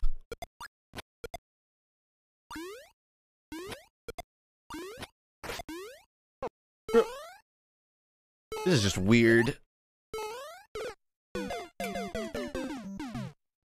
Snowballs make Goombas change direction. Yeah, I noticed that. I don't know if there's some... Oh my god. It literally won't let me hold down anymore. Jeez. I might have to actually just replace the Joy-Con entirely. I've tried cleaning it out. Letting it sit in dock mode. Okay. Recalibrate? I've done it 3 times. Here we go. I don't know. I like this on-off kind of puzzle. But it might feel a bit too arbitrary. I'm kind of like getting 3rd dimension here. 4th dimension. So it would probably look something like this. I feel like this isn't as intuitive as before. And that's what I'm worried about. I could just spawn like one freebie snowball. So the player kind of knows what's up. Here we go. So like the player will come over here, hit this, and go, oh, okay, so the snowball falls into the spike. So I just have to cover all the spike.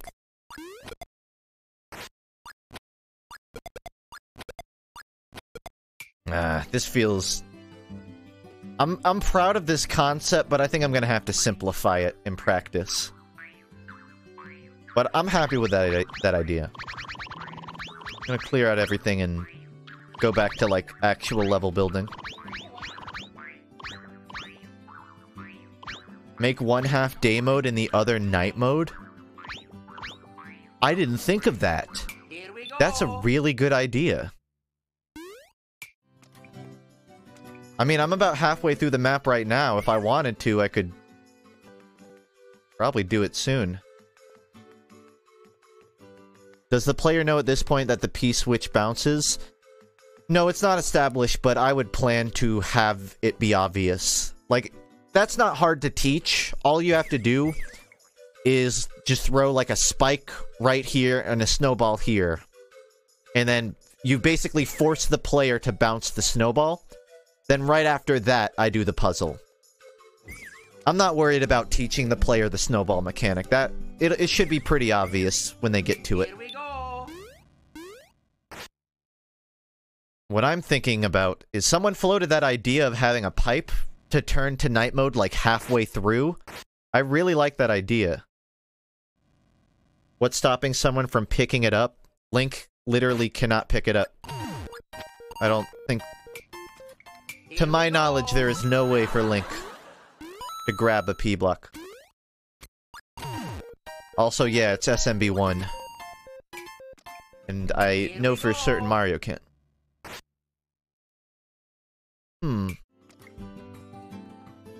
You can spam the sword? Here we go. That's the whole level. The whole level is spamming the sword to move it. That's the point. Unless you mean, like, knock it forward, in which case, no. Spamming just juggles it. Which I do plan to have be a puzzle, probably. Wow. I'm glad I streamed this. It was either this or, like, I just do it before bedtime alone. But these are ideas I would not have... I probably wouldn't have thought of myself. Okay, so first I need to just I need to get through this area, make sure... it works correctly. Afterwards, I'll probably start the snowball section. Fuck. Here we go.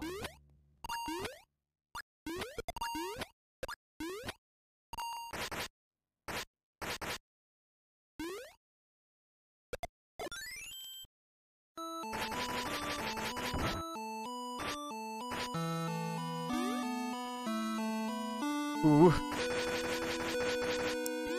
This one is... There has to be a better way. Actually, I think having two made that impossible, because the wind's too strong. Hold up. Here we go. Still doing Pokemon? Yeah, I mean, I've been playing this for my Switch game recently. But I'll probably play Pokemon in, like, an hour or so. I think with one, this should be easy. Yeah, okay. With one, it's easy. And the question is, do I want to have two twister areas? I feel like that's redundant. So, do I just go straight into the snowball? Or do I do something else? What happens if Link dashes in? I don't think I've tested that, actually. I'm sure he just busts it. Oh, he runs right through it. That's interesting. It's like a steady bounce. Here we go. Yeah, he just runs right through it. That could be used in tandem with the spam section. I want to have a section where, like, enemies are running at you and you have to do this to get rid of them. Or at least something like it. Nothing particularly interesting on the dash, but I can work with it. Here we go. Okay.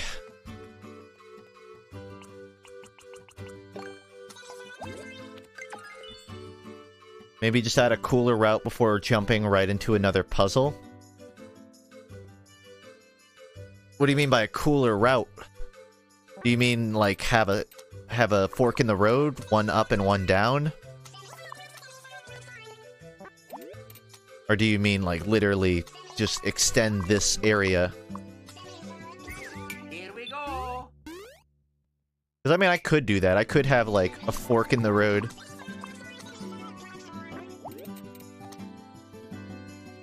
Can you hit a snowball? You can, but it'll just bust. You can't, like, knock a snowball out, to my knowledge. Here we go. An easier route? I did that in my POW block level. In my POW block level, there's, I think, 2 or 3 instances of basically if you fuck up a puzzle, you have to take the hard route. But if you beat it, then you have access to an easier one. So I know what you're talking about. I don't... I kinda did that right here. You can come up here and shortcut. If not, you have to, like, go through all this. They should add the ability to craft weapons in Breath of the Wild, too. Here we go. I'd support that.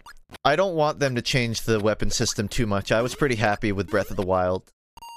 I like the idea of you can't get just used to having one set, and you have to constantly change it up. I do feel like gathering swords was a little annoying. I think if I have one true, wishing star flying across the sky kind of wish for Breath of the Wild, I hope that your house has more implications.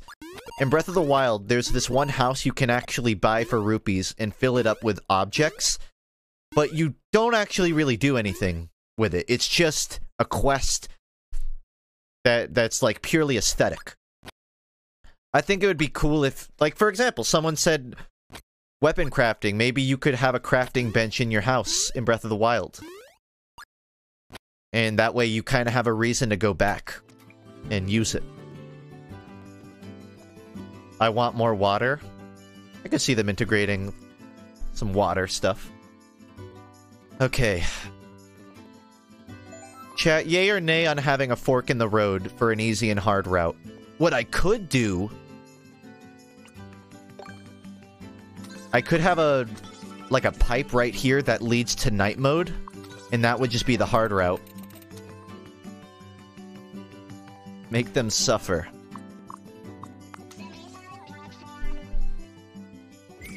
I have two yays and one nay. Actually, one guy said nay and yay, both. Yay, but hidden. I like that idea, like having a hard route, but it's out of the way. I don't know, I want to use the night mode in this map, I think, rather than just having 2 versions. If I wanted, I could even have, like, a flipped variant. Nah, so what'll happen is you carry the block across here. Here we go. Then you take it up. Make them both mandatory? Oh, you spicy. I don't know if I want to do red coins on this level, though. Also, you know what? There's actually a problem with doing the pipe. You can't bring the POW block, or the P-switch. So I would have to make a checkpoint system similar to this one if I wanted to do that.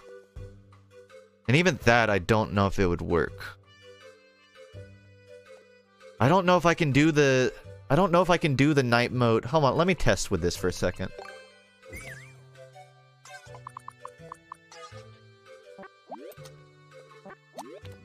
You need a switch to activate night mode?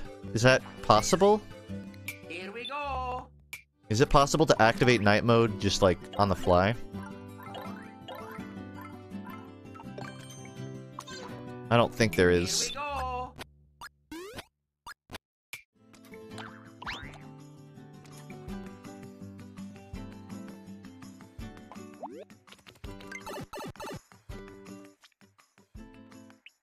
I could have a vertical section. Could you imagine? What if I did a vertical section and made you climb a literal mountain upwards? Would that be too fucked up?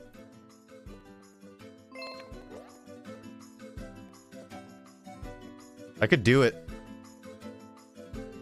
Like you...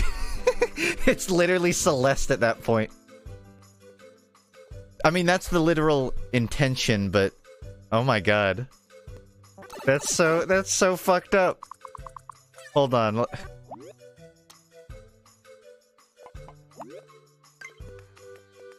I mean, before that... For anyone that is curious what I mean, refer to this first section of the map. So imagine this, Here we go. but it's a vertical map going directly upwards. I mean, it's a snowy mountain. It's pretty literally Celeste at this point. That feels... maybe that could be the hard mode. What if that's not even... Okay, so hear me out. What if this is just an optional segment for, like, completionists? And it has nothing to do with the P block? Like, you could just climb that, get to the top, and drop down a, Here we go. an I Was Here gang. The problem is, you lose your POW block if you do that. I think. Pretty sure. Here we go. Make a hole at the top of the mountain that drops the P switch all the way down. Hold on. Here we go. Wait, so you, like, climb the mountain in vertical and at the top you can drop the P switch? I don't know. This feels like too ambitious. I'm thinking too big right now.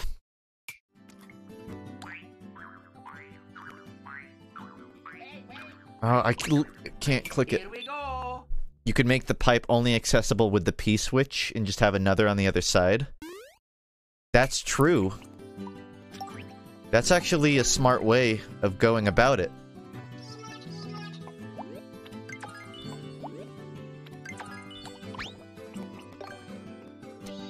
Here we Wow, go. that is Giga Brain. So you have to get the P switch all the way here, pop it to go through.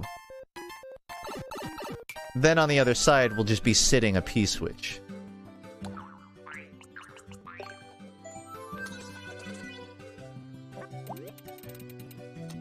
Can't believe you didn't think of it? Yeah, I'm surprised too.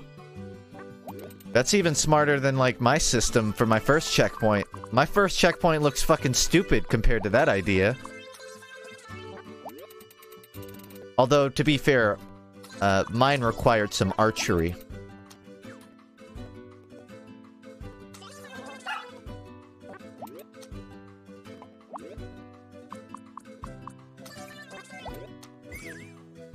Okay.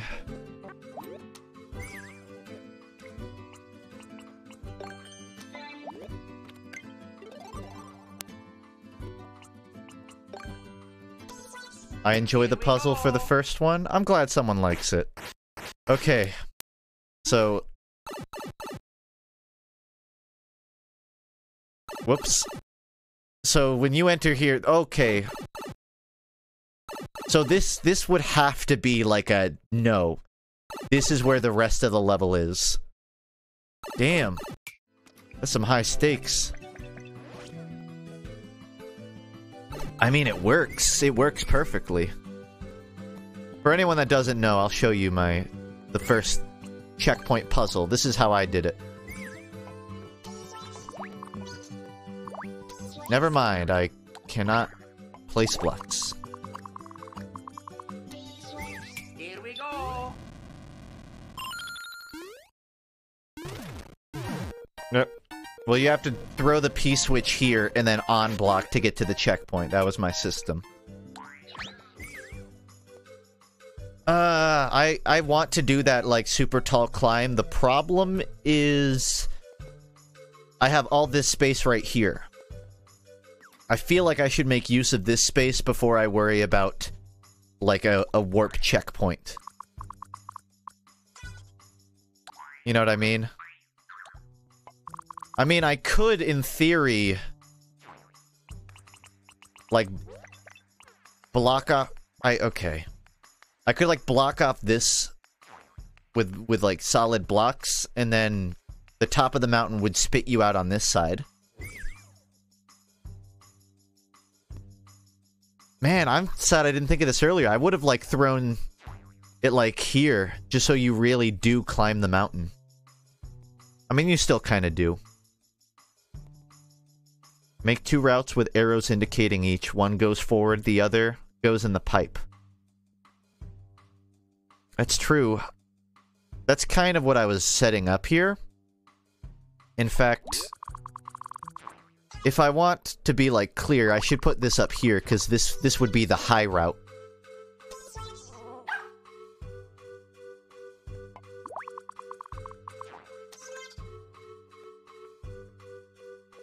Don't worry about space, this level feels longer because of how slow you move. That's true. Even getting to this point is gonna take like 20 minutes. I feel like I should put this a little further. That way I can warrant throwing a checkpoint on the other side of it. It would feel kind of wasteful. Well, would it though? Maybe it would be better to have a checkpoint at like the top of the mountain. Because you can only have 2 checkpoints, right? Here we go. Here we go. So this is the setup.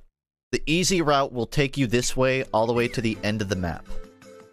If you're looking for a real challenge, you can climb this little cliff face and go in here.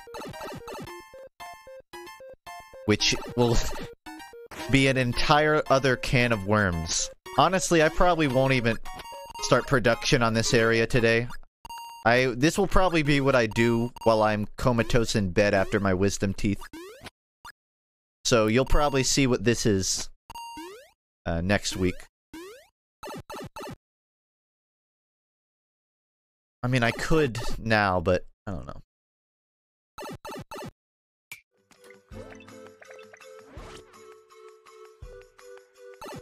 I don't think you can enable night mode without the moon down now. Here we go.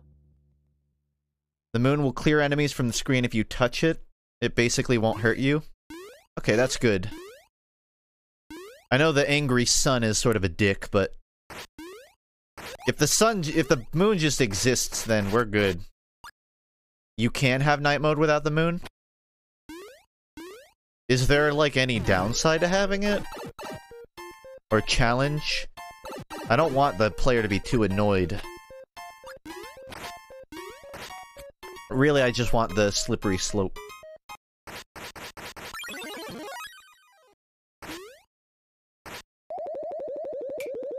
How's it going? It's going massive, man. My getting over it level is actually coming together quite well, I think. What kind of conditioner do you use? I don't use conditioner. I shampoo only. I have really thin hair, Here we go. which makes conditioner... It, like, greases it up super quickly. Just straight shampoo is preferable for me. You can in level style? Okay.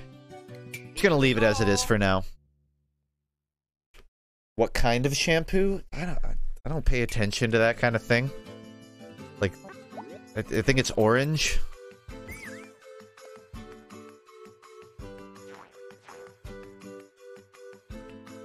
Okay, so I guess I'll move on to the snow puzzle. This is tricky because I have a second map now. So I don't know if I want to save any puzzles for the harder one. I think I'll just work on this one like I would usual. And then I can, like, reintegrate the ideas on the hard level later. Yeah, orange shampoo. Make it so you need the moon and the P block to finish the level. That sounds kind of fucked up. I don't think I need these anymore. Do I? I need it for, like, this one segment. But that's it. Hold on, I gotta do a bit of cleanup right now. Just to make sure the player doesn't lose their P block.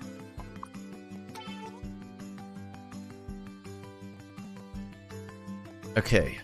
So... yeah, how about I just do that?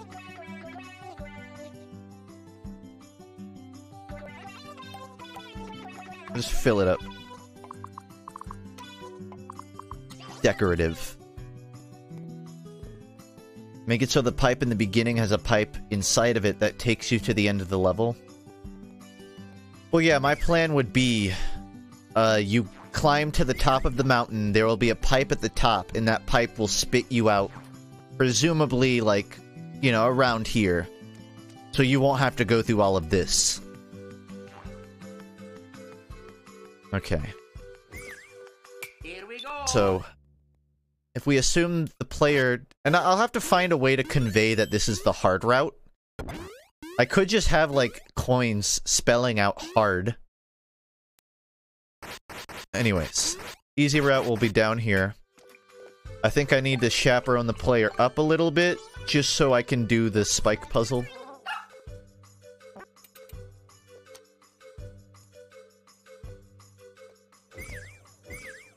I gotta remember how I set it up. I don't want there to be too much just empty space. How tall is it right now? I could work with it. I'll probably finish this spike puzzle and then go play Pokemon. Here we go. Oh. Oh, wait, you know what? First, I have to introduce the player to the snowball mechanic.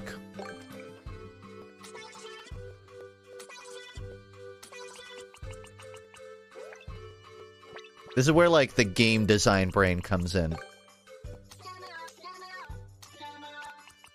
So you make it impossible for them to cross without giving up the P block.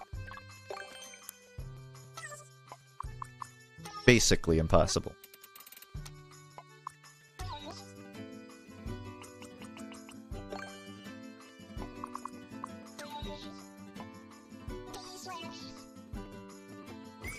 Here we go. There you go. Actually, I don't even need the bridge. I could just, like, throw the bridge right here, I think. Here we go. I'll do one more snowball, just so you don't have to get right next to the spike. Here we go. Hold down the rocket ship button to make your level extra cool. Will I get to go to space if I do that? Okay, yeah, that's perfect. See? Instantly the player is introduced to the mechanic. And then I'll have like a little aesthetic bridge right here.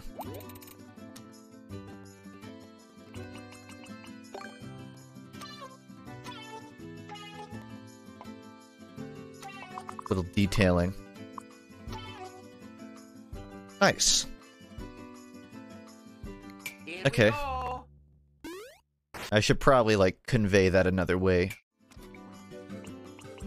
Have, like, a P block top of a snowball in a box.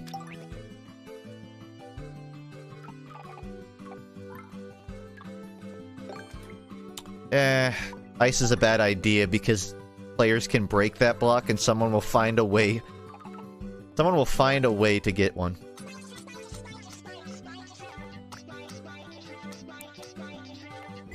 Here we go. Not what I wanted. Here we go. Yeah, that works. Can you read my name? Watato, you're like... You've been in the Discord for, like, so long. What verification do you get from hearing the streamer say your name?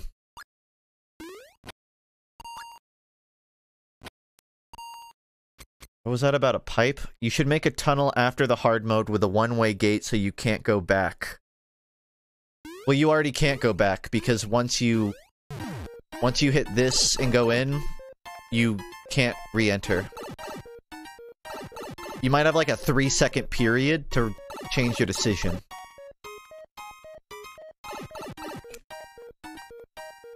Huh? My car? Yeah, hold up. My roommate is asking for something.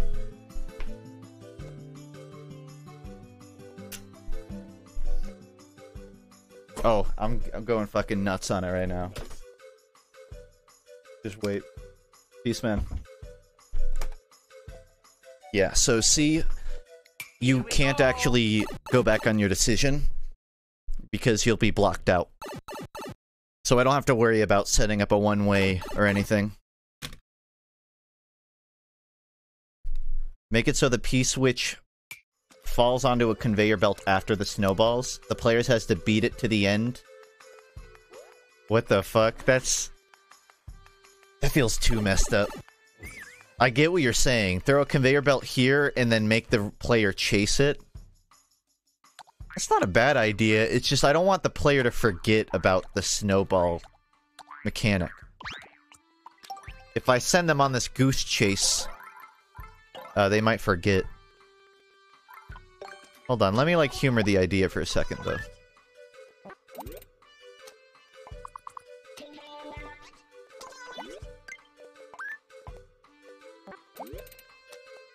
So you're saying do this.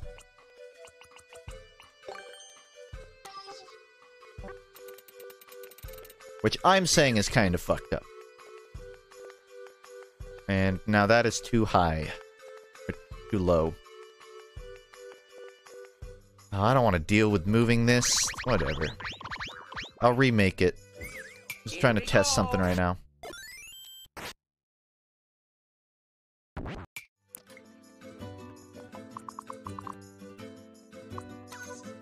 Here we go. So now the player has to like... Yeah, I mean, I could. Does that seem like gratuitous? Here we go. It seems just sort of like gratuitous though.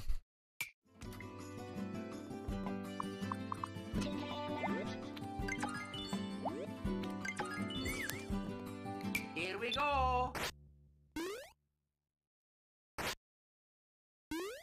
There's not really a challenge is the problem. You're just running. I think there's a concept in here. This might be something I would do. I think that's not a bad idea, but I'll probably save it for after the snowball puzzle. This seems like... It seems like disconnected, you know? Like, these can be separate things. They don't need to be attached. Here we go. First off, I just need to, introduce this mechanic. Here we go. And I'll probably have a new Joy-Con the next time I stream this, just so I can actually place and remove blocks. Here we go. Yeah. So the player will know, like, okay, I gotta do that. I don't think there's enough room to jump, though. Is there a way to multi-select? Multi-grab. Doink. Here we go. There we go.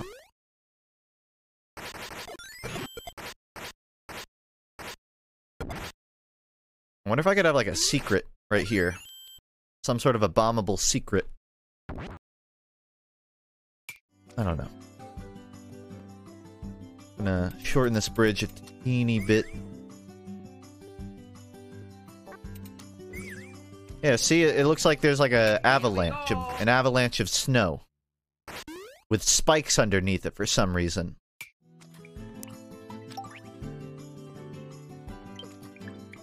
I can also, like, throw ice under it to make it more aesthetically like snowfall, but I'm not worried about that yet. You should make a sideways thwomp so that it can pick the P-switch up. I could see that being used in some capacity.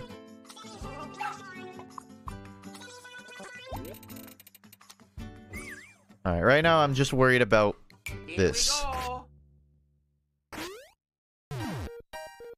So you cross here.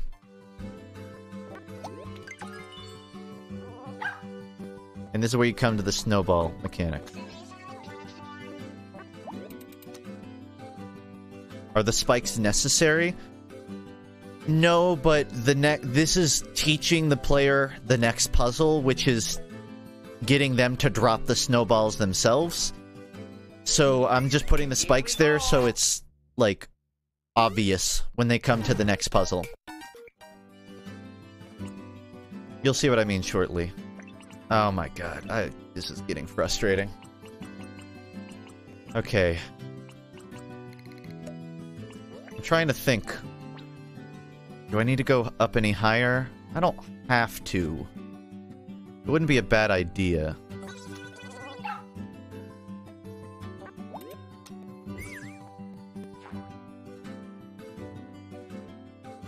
Here we go.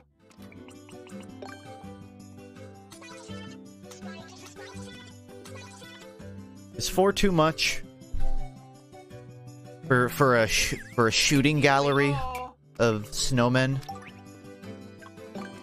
I guess it really depends on how many I can fit, huh? I feel like I should do like a weird pattern. Looks like a ninja shuriken. We'll probably change that. Actually, you know what I can do? Is just throw a snowball on the last one already. So the player, if it's not already obvious enough what you're supposed to do, there's already a snowball just sitting there. You just gotta get the other 3.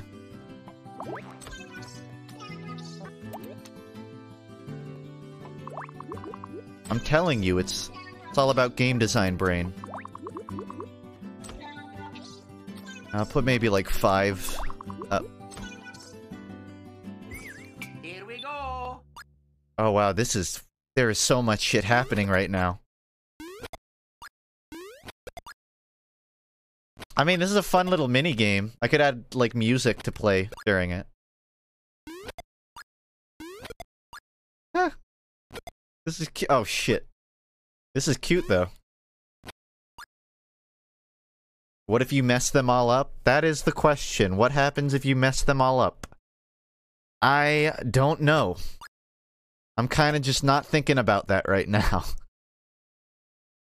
Reset door? You'll lose your P block, I think. And that's the problem with a reset door. I fucked it up.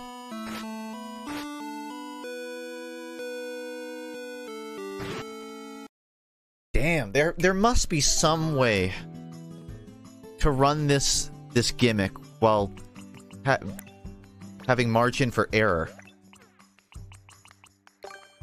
I mean, I guess if I really wanted to, I could just have a cop-out route where it's like, I fucked up, I need to pass. Here we go. I mean, if I had thrown this right after the checkpoint, I might have been able to get away with it. But it's so far ahead now. Like, if you die here, you could just reset at the checkpoint and you have, like, 3... maybe, like, 2 areas to get through.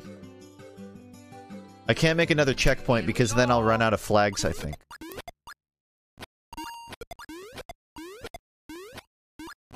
This pattern feels a little too crazy. So at the very least, I could make that simpler. Drag these guys to the side if the game will let me. It won't.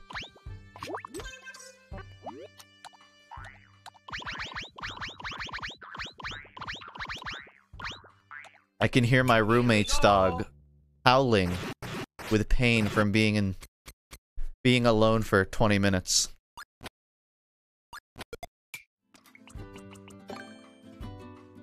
I guess I could just do like a real peanut gallery. I may have to go AFK whenever I swap to Pokemon for a minute. Here we To go provide emotional support to the dog. You gave them enough chances? Yeah, but...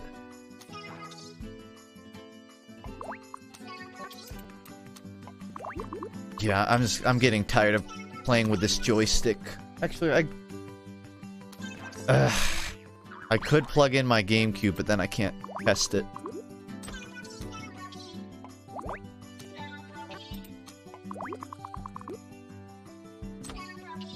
Five should be sufficient, I feel like.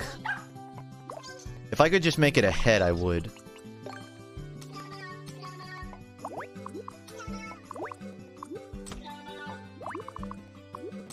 I wonder if that works. Can I just, like, shoot a snowball directly? Nope.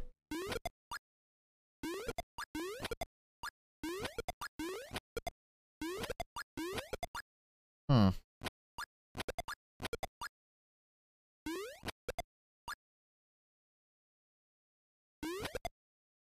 Okay, I mean, this is doable.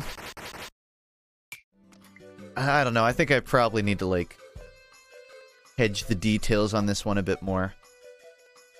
I might just take a break here and swap the sword and shield. I mean, our dog is literally fucking crying downstairs. I need to go. Oh. Here we go. Console her. So I may make a pause here. This is coming along really well, though. The dog doesn't need attention. Needs to be let out more. Okay. I'm just gonna save it there, right at the top of the mountain. And yeah, I need to go BRB. So I might play a song and be back in 2 minutes with Pokemon. Ignore that sound, that is my Joy-Con. Alright. Yeah, I will be back in, like, 2 minutes. Hold on, I need to open up my playlist and pick a song. Chat, you can choose between The Beatles, Feed Me Jack, and... fuck it, and Weezer. Weezer wouldn't be my pick, but... those are the ones I'm eyeballing. Beatles. Okay, good taste. Alright, I will be back in a few minutes. I support the Feed Me Jack choices. Great indie band, but... alright, BRB. Why a third hard carry? Nah, I mean, the first was perfect, but I already maxed some of his IVs without actually looking at them. Alright, nobody in chat has even humored the idea of trading me, so I'm just gonna assume I'm banged up in that department. In which case, I have to go find the box art legendary, which I think is attached to one of these exclamation marks. I haven't gone to any of these, so I just have no idea what's happening there.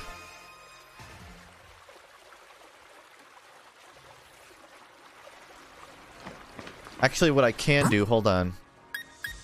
I'll set up a link trade on a code. And if you're interested in helping me fill my decks,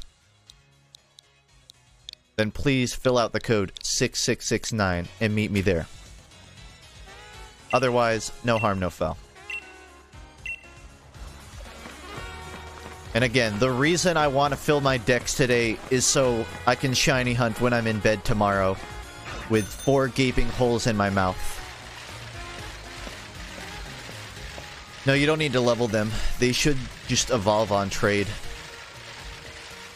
I just need them for my decks, is all.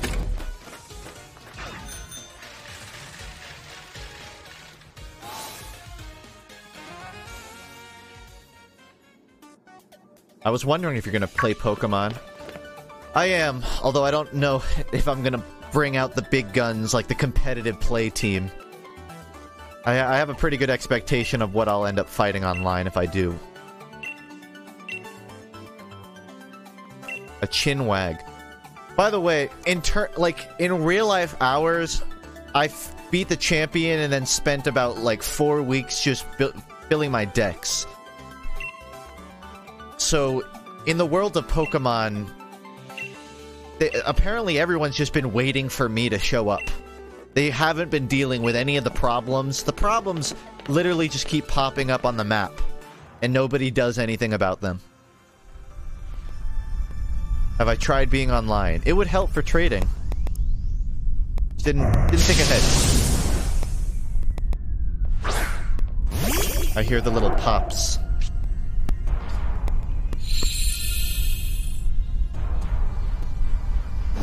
It feels like the Torkoal is tickling my ears.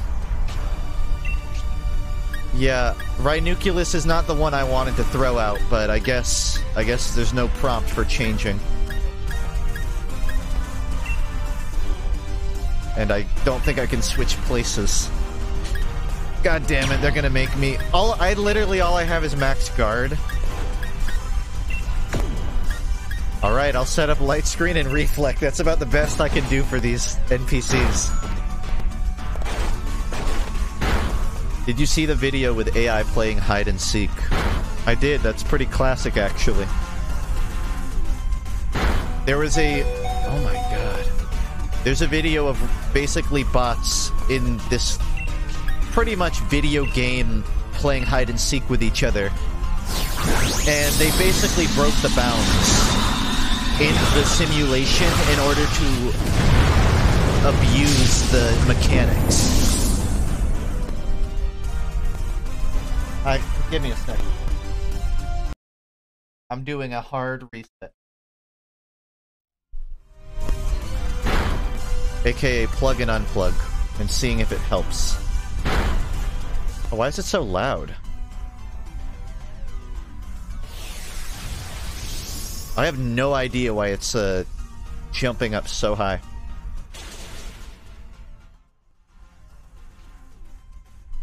I can like manually lower it.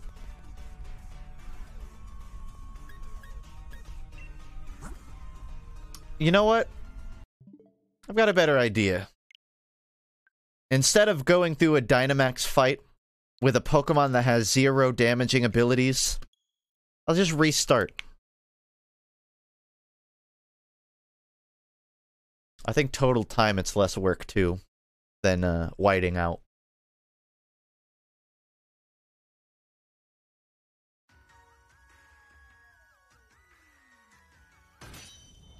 I'll have to re-enter the trade code. But I'll meet you there.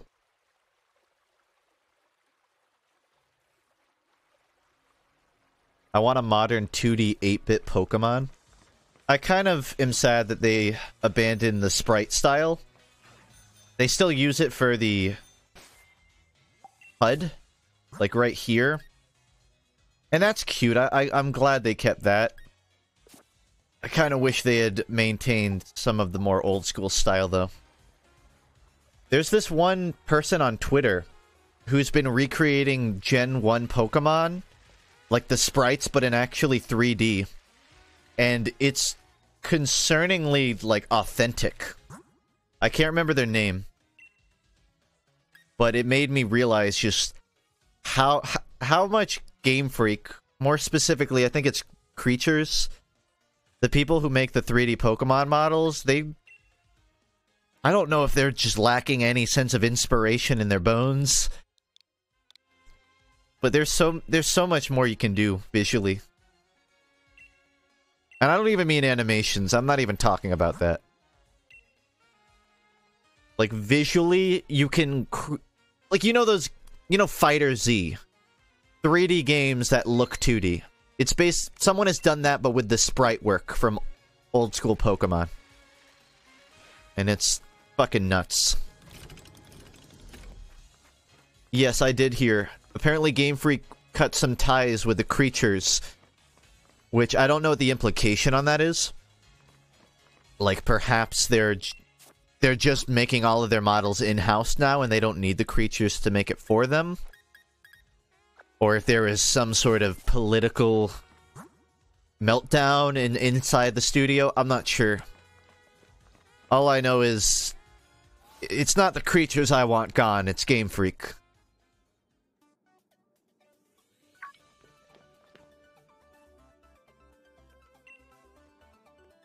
I would have saved inside here. I forgot. It's an immediate cutscene. Can you continue to talk about the AI bots? I could talk all night about AI, but there's like an upper limit, I feel, of what there is to say. Just think about this, though. If we're building neural networks that completely ignore the set limitations of a simulation and basically just start no-clipping to do their performed task, just give them a physical body and they'll start no-clipping in the real world. That's what I look forward to. Oh, I'm out of close combat. I should have healed up. Oh wait, did I not? Whoops. Forgot to use my setup. Not that it matters, because it's a scripted fight in a Pokemon game. So literally no need to try. It's me, you daft cunt.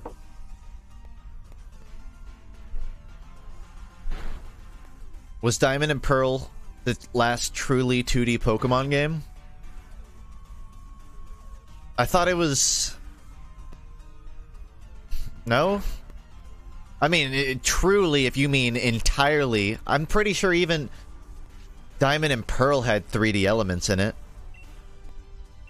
That's like arguing Doom 1 isn't technically 3D because it's all 2D.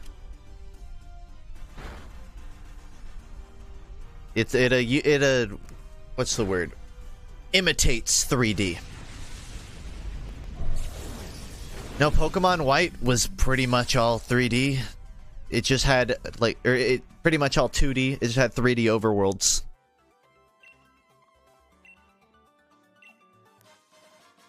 Don't get me wrong, I prefer the open movement of Sun and Moon and Sword and Shield, where you're not locked onto a grid.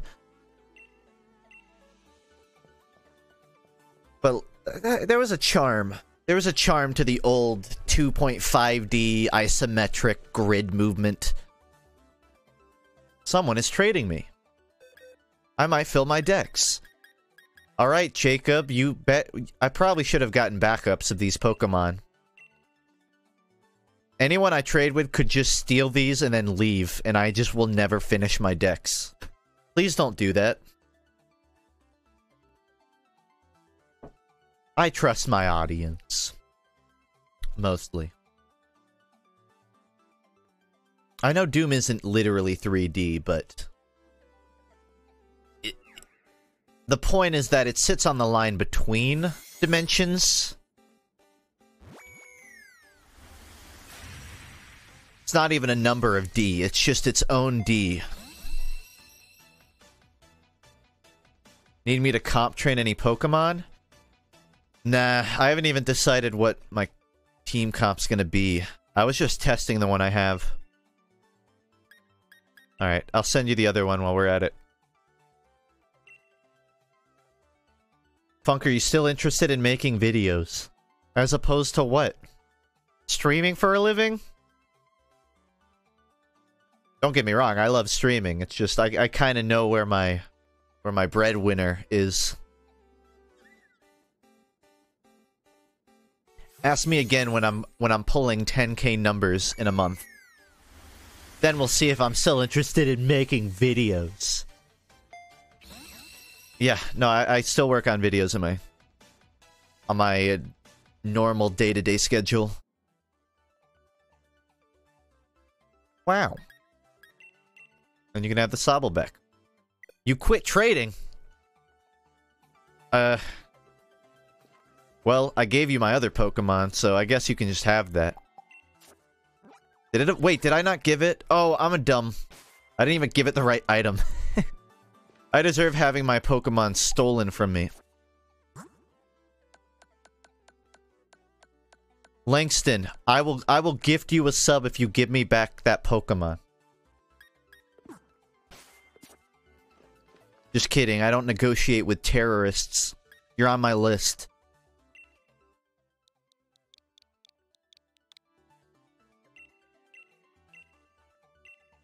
No, I'm supposed to actually give this Pokemon an item to hold, I think. Does anyone remember what Swirlix needs to hold? Like, it's candy, I think.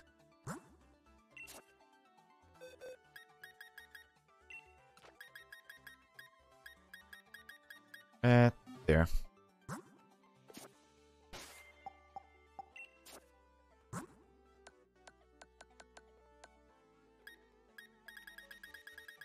Trade Evos are fucking stupid, change my mind. Why would I try to change your mind on that fact? What, you don't find great challenge in running through your items trying to find the right thing to give to a Pokemon to maybe trade to someone? I literally don't even remember what it is. It needs whipped cream. I have a faster way to do this. Whipped dream. Given. Enjoy all the RAM. Well, I lost one of my Pokemon, but someone else could maybe trade me this one.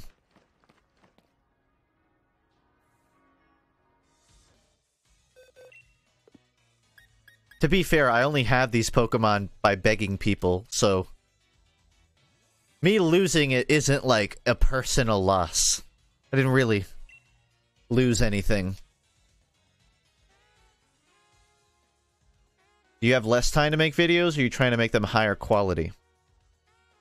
No, I don't have less time. My time really has not changed in the last 2 years. Part of it was that I just wanted to be more thorough and take my time on videos. Part of it was just sort of a depressed crash from making stuff for like 2 months. A little bit of both.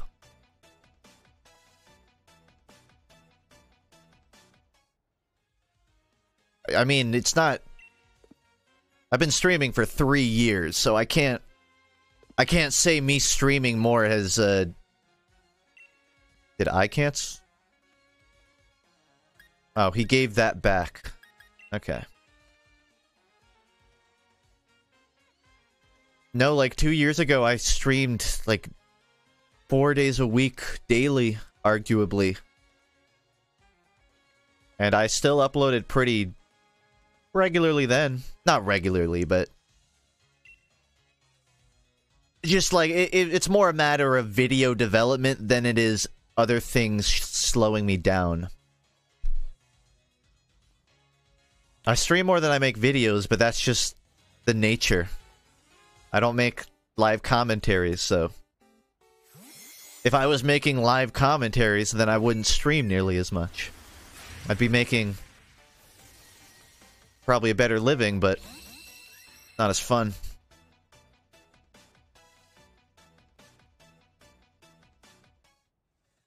Streaming literally just requires me to hit a button, and then I did it. Might not be good, but I did it. Did you just yoink my other Pokemon? You're about three... Oh, wait, no, I have both. So what does Dior need?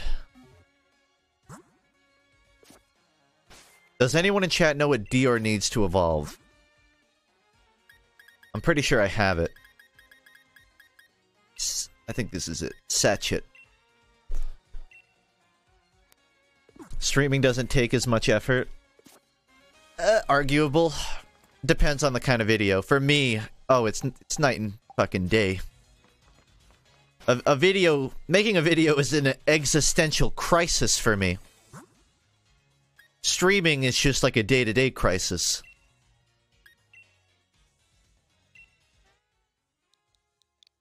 Alright, so I gave the Pokemon a Satchet. If anyone would like to trade hop me, I would appreciate it.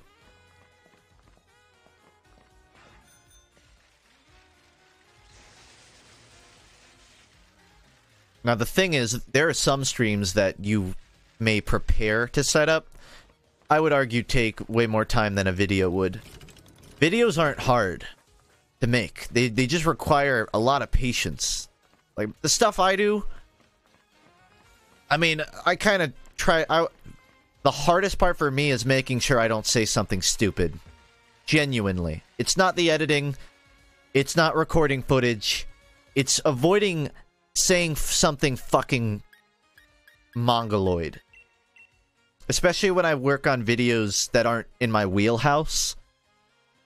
You know, I could run circles talking about the mechanics of TF2 in a video. I wouldn't be too concerned. But when I start bringing up Animal Crossing New Leaf, or like Metroid Prime, oh, that's different. Sure, thank you. I guess I don't need to go get the actual box art. That's not what I was expecting. You're gonna need that back? Oh. I thought you were gonna let me keep it. I guess I accept to that. I accept to those rules. You know that date skip glitch? We just found a way to make it even faster anywhere on the map? Oh, hell yeah. Good. Tired of opening all those menus. I mean, I don't have a specific example on hand of me not wanting to sound like an idiot on a subject. When I first started making those competitive TF2-ish videos, like the esports one, that was probably the most... That was probably the second most nail-bitey video I've uploaded. Just because the game means so much to me, I didn't want to fuck up explaining its competitive merit. And notice I said second. The first, I think, was my movement shooters video. Because that one, I talked about Doom. I talked about... I mentioned Tribes Ascend. And if I know anything about FPS communities, it's that if you even say the name of their favorite game, they will know. And if they know, they're gonna judge you honestly. I can come to stream and ask, hey guys, do you think my video quality is good? I'm not sure. And I know every single one of you, even if you jokingly make fun of me, you're sugarcoating it. You will sugarcoat it and say, nah, I really actually do appreciate your videos. But if you mention a first-person movement shooter, they'll fucking let you know if you messed up. Now, with that in mind, I made that video, and all I saw were positive things from those communities. It was like on the Doom subreddit, my video got posted, and majority of the responses were all like, yeah, that's pretty valid. And that was probably the most relieving moment of my life as a YouTuber. When the Doom, or was it? When the Quake Reddit said that I was valid, it was like a wave of relief had crossed my brain. So is that my Pokedex? Am I good? 400! Should feel more excited. Technically, I don't actually have my legendary. Okay, nice. How do I go get the shiny charm? Who's got that for me? Is it the millennial professor? Congrats, man. Don't congrats me. I'm a streamer. Literally, 80 of these Pokemon were just given to me. Go thank anyone that played this game without streaming and got 400. Snowtown Hotel. Thank you. Stop congratsing me. I genuinely didn't work for this whatsoever. I ran through the wild area for like 3 hours, and that was the extent of the work I did to fill this. If you need to mention Destiny 2 and not fuck up, then you're fucked. If you say negative things, they'll know. Yeah, I've been working on a movement shooter video, and Destiny 2 is mentioned, and part of the reason it's not out is because I know I can't fuck up talking about it. Like I just mentioned, talking about Quake. I'm talking about, like, 5 other games in this one. And I just don't want to fuck it up. Now, don't get me wrong. I'm a YouTuber. I've accepted that you can't please everyone. I'm not worried about that. But there's sort of a ratio. A point where you kind of know, okay, I mis-explained something. I'm going to assume this is the hotel. Because it looks like one. Oh my god. This floor of the hotel exists in a void of black space. It's inside Gluttony's stomach. There's not even a window.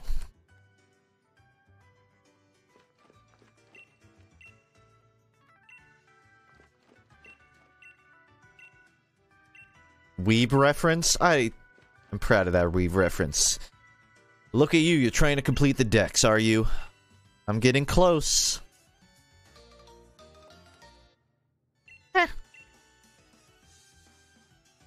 Increase the chance of a critical catch. It's not even necessary when the quick ball catches everything instantly.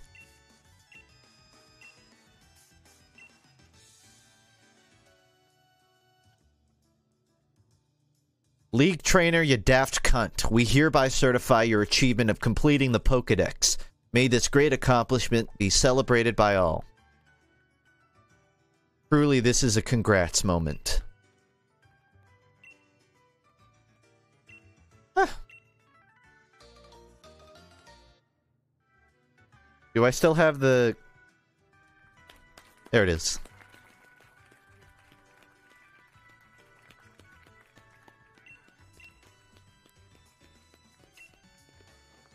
I didn't realize there's only one person clapping in that sound. The guy that bashed Destiny in his video mentioned the season pass being pay to win. Then he explained it was because it gives you advantages and superior experiences, and mentioned why. Stuff like an XP boost. And did he get shit on for that? Yeah, for one, the only reason I even bring up Destiny 2 when talking about movement shooters is because it's sort of grandfathered in. It's like, what would you call the Halo? I don't know, the Halo card. It's pulling the Halo card. I'm technically a movement shooter. It's not built around that. The game is more about, you know, character building, in a sense. Loadout building. So to call it a movement shooter is really generous. I need to go heal.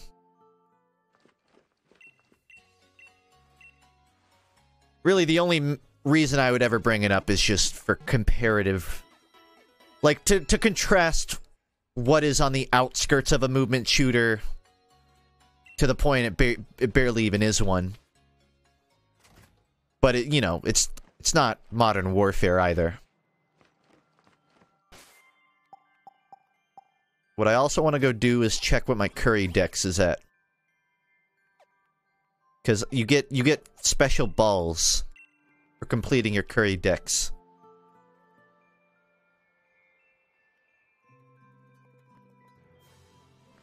Destiny is more PvP based than any MMORPG I've seen. You think so? It didn't feel that way to me. Really, outside of the Crucible, how much PvP is going on in Destiny 2?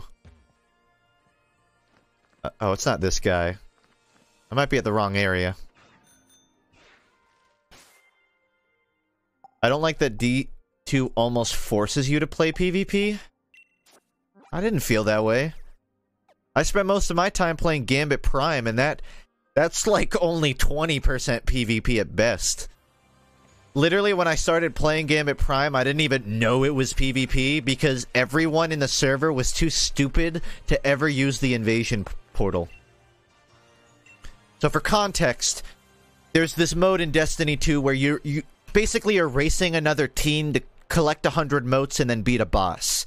And you're both on different levels. You don't see each other. The exception is sometimes a Dark Souls invasion portal will open and you get to go try and sabotage the enemy team. But nobody that's new to the game ever uses the portal because the game barely even tells you it's there. It just says in the bottom left, invasion portal active. But nobody knows what that means. They don't know where it is. What was the number? 11. I think I need 9 more to get a ball. Do I really want... How much do I want this? I kind of want... Actually, I think it's 15. I'm gonna go cooking. I'm not saying they need to tell you how to play. I'm just saying... as a new player, you probably won't even notice the PvP. Once you're like 10 hours in, it gets super fun to play the Portal, though.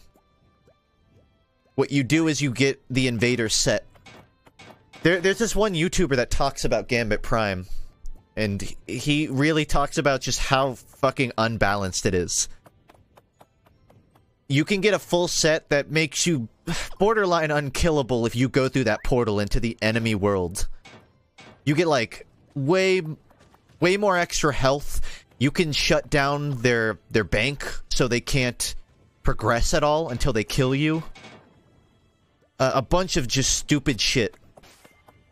And there are other sets in the mode, but they don't have nearly as much effect. There's one like, oh, if you die, you don't lose as many items. And it's like, whatever. They finally nerfed both? Did they? It's been a little while since I played Prime. I would be ecstatic to learn they've changed stuff. You don't want to play hard carry? Bitch. Alright, I'm gonna cook. I need to cook like 4 dishes, I think. So if you're looking for... What happens if you only cook like a single food? An apple and a pear.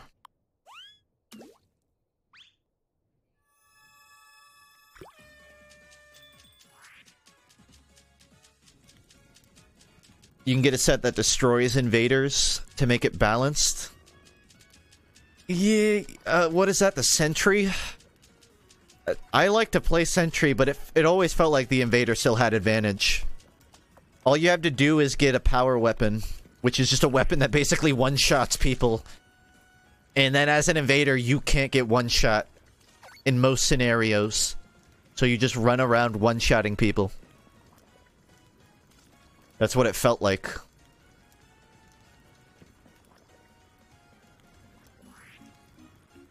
This is gonna be a huge meal.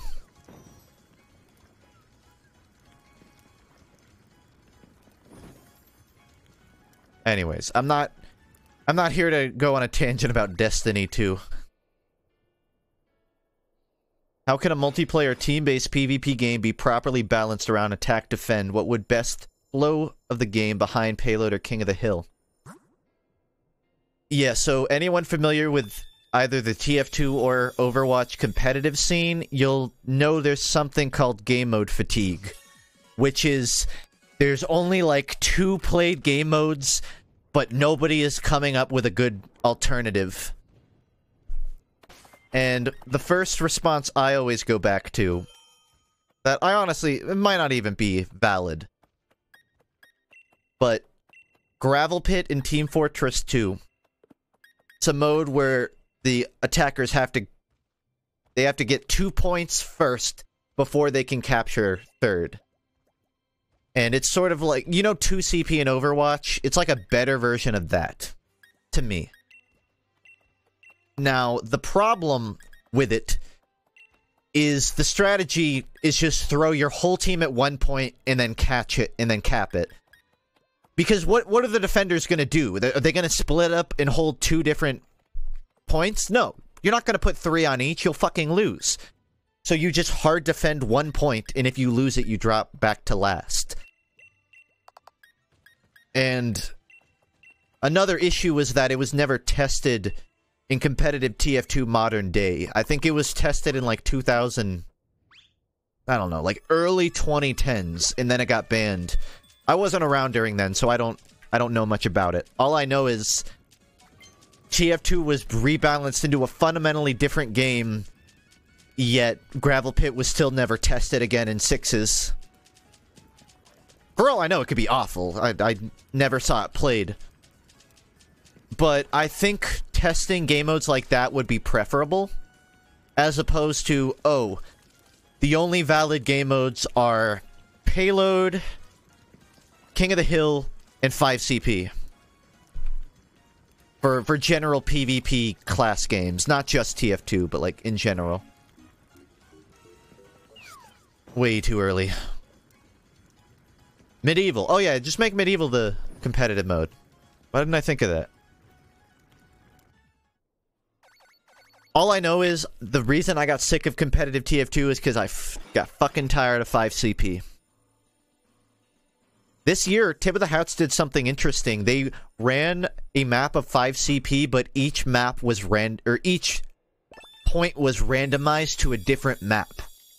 So you would cap mid on Process, and then suddenly you would be on Sunshine second. And then, like, Snakewater third. It was fucking weird. I don't think it was balanced, but it was actually a pretty cool concept. Someone joined me. Ooh, I didn't invite you. Well, I guess if you know where I'm cooking, you're welcome to come visit my camp. The hybrid 1CP payload maps are alright. Is anyone dying to play King's Row? Really? Like that? You're dying to play King's Row? I don't mind it. I think it's a decent solution. It's just Overwatch has the same problem competitive TF2 had. All TF2 played is 5CP and King of the Hill. What's played in Overwatch? Oh, 2CP and payload. And sometimes hybrid. 2.5.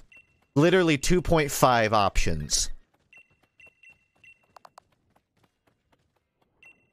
Which, to be fair, I think is just like standard for like FPS games. I don't know how diverse the CSGO or Rainbow Six map pool is, but I do feel like there's more to be had in a game, in a fast-paced class game.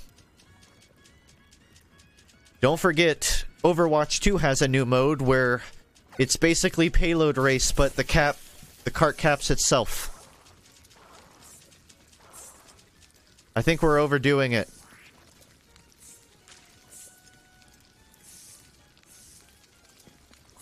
What are some games you really wanted to 100% because you like them, but you know you don't have the skills?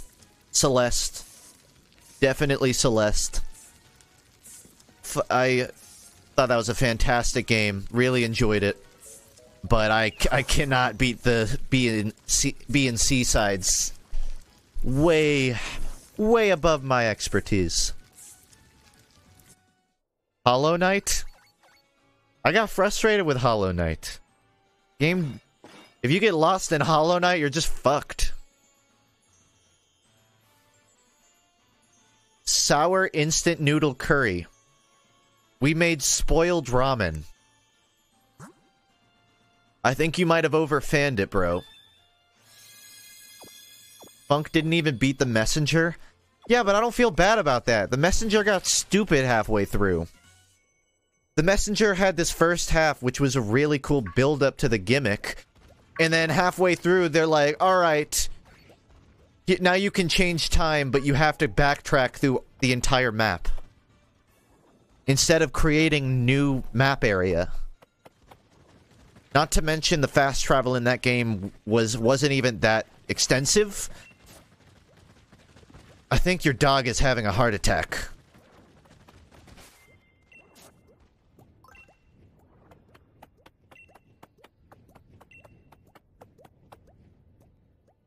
The Messenger is a fun game, but it's not one that I care to finish. I had enough... See, the reason I stopped Hollow Knight isn't because I wasn't having fun. I was having a ton of fun playing Hollow Knight. I thought the game was fantastic. But I literally got to a point where I didn't know where to go, and every door that I thought I explored, or I thought I hadn't explored, I went to and it was a dead end. And so I googled, what do I do? I'm lost. This is where I am. What do I do? Couldn't find a single answer. Tried browsing forum threads. Couldn't find a single answer. Now, does that mean the game is fully to blame? No, I'm a fucking idiot. I just got lost. I have the navigation skills of Roronoa Zoro. But I was at the point where I genuinely could not figure out what to do, so I just I just had to stop. That's such a vague Google. I didn't literally Google, I'm lost, where am I? Who? You never watched One Piece? Don't know who Zoro is? Isn't One Piece literally the #1 anime in the world right now?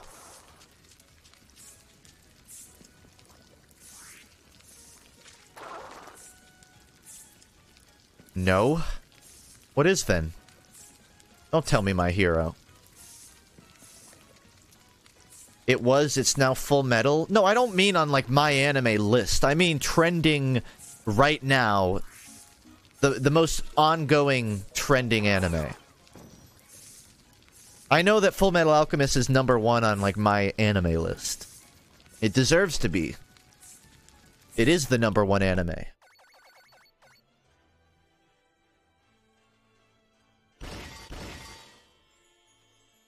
Thick. I don't know why I made Gigantamax. That's already in my curry decks. I thought that Gigantamax spice would make your Pokemon capable of Gigantamaxing. Apparently no, to my knowledge. It just is a special curry. I think that's dumb.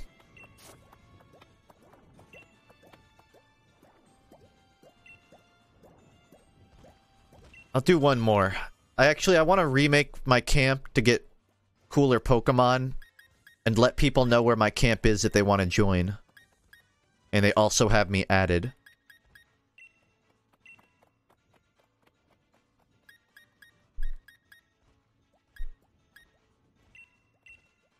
Is there not a way to see what your teammates are putting into the mix? I feel like you'd figure that the game would let you see what everyone's adding. I'm kind of just picking stuff at random right now, if you're curious. I'm not sweating too much about the sweet or sourness of it. Put an apple? Too late.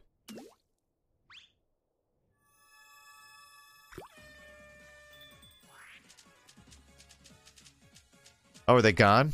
I think I'm alone. They left. Rip. Just have to pathetically cook by myself. I prepared a dish for 2. I prepared a dish for 8, including my Pokemon.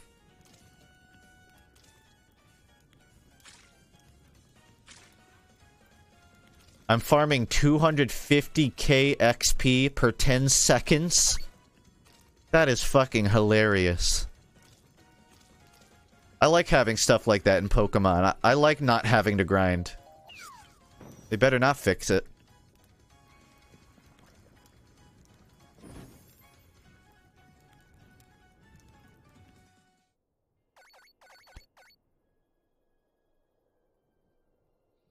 Bitter burger steak curry. Bitter burger steak curry. Big burger. The Lynx doesn't even have a mouth. And it has 6 pairs of eyeballs.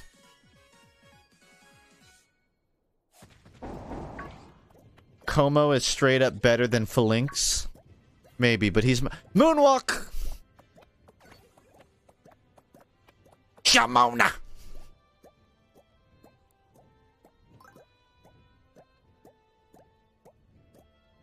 What's happening?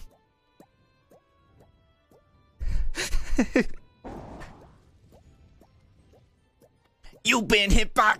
You've been struck by a smooth criminal.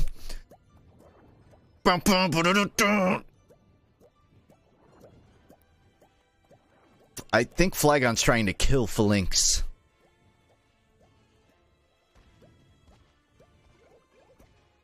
Now don't give me that look, that's creepy. I'm gonna set it up again. But I want to change my party. Gotta get Dior out of here. I miss Centiskorch. It's been a while since I've seen him. For a while, what I tried to do was collect long Pokemon, because I think the long Pokemon walk funny. Like, like Phalanx and Centiscorch, they're so fucking lanky that they just run into everything and they don't know how to move. It's kind of hilarious. But I couldn't find that many long Pokemon.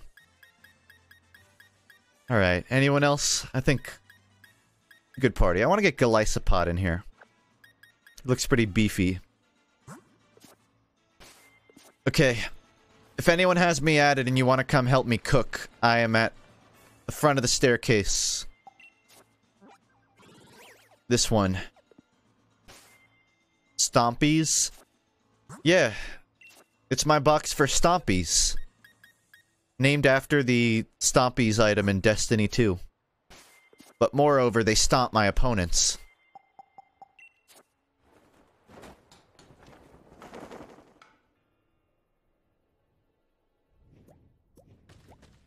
You have to be a sub to add? No. It's just I usually add people when I play Smash, and I have an open lobby. So I have, like, a big backlog of people. I don't, like... They're doing it again. This is like a battle for the ages. You know in those episodes of Dragon Ball Z where they're moving so fast the humans can't even keep up?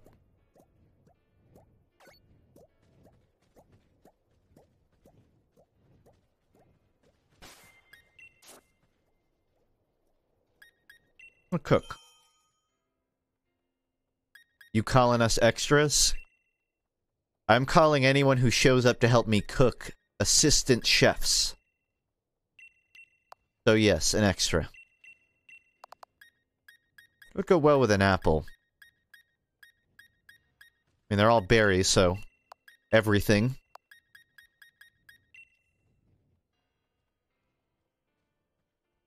I think my Joy-Con died. And there aren't too Kelpsy to be safe. I just want to get like 15 recipes, by the way. I think I get another ball.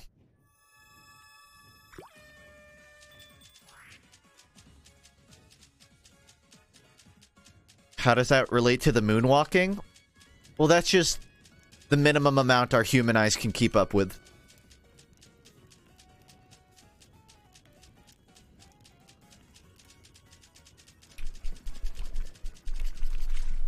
Oh, not that much.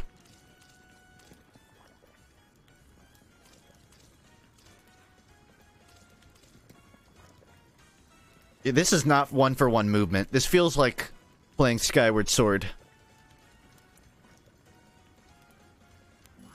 I feel like it's weird that they didn't use gyroscope movement for the spoon. Why wouldn't it just be one-for-one and then you literally just stir it? Instead of being a literal circle. You see my tent right there? That is literally the only cutscene in this entire game where you get to see your own tent, I think. You never see your own tent. Yet you can change the color of it for some reason.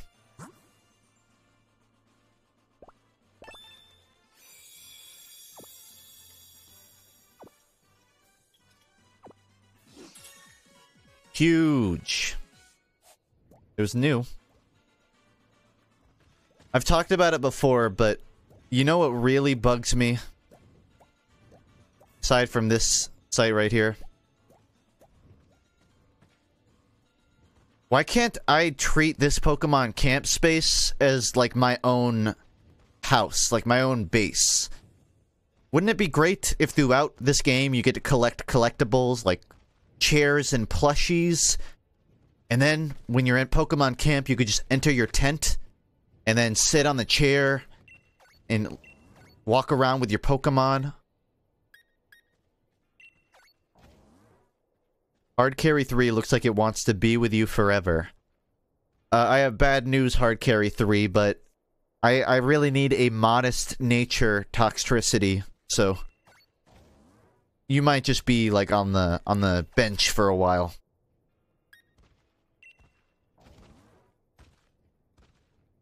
I'm asking too much of Game Freak. They don't even need... I don't need Game Freak to do it. Just outsource it to someone else in studio. Just invite someone that actually makes video games.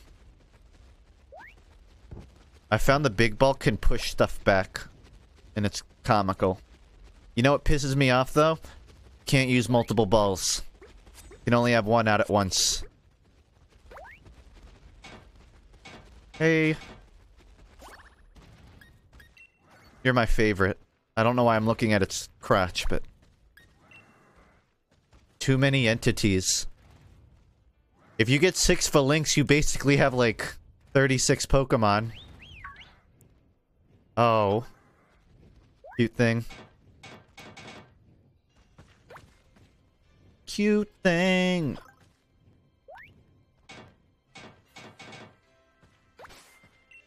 Go back to cooking.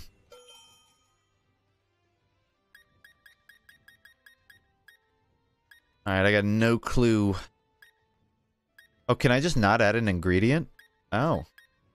Make it mega sour. I'm on it. Let's put my most sour ingredients in all together. 2 of those. Couple of those. I'll save the bitterness for later. It looks like I'm running out of sour. 1 grep. It's a little sweet. I don't want too much of that. That's good enough. SR is not on.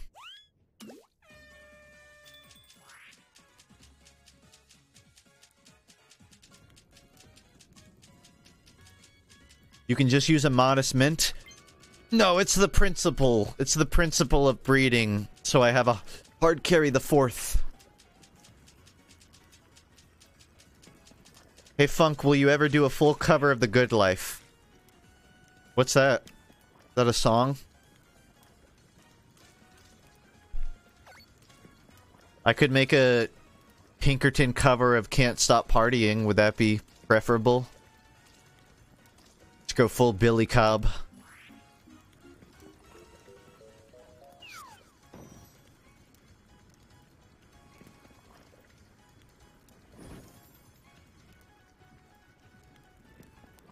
Across the Sea cover. A while back, when I would, like, play VR chat just for an afternoon or so in my free time, what I would do...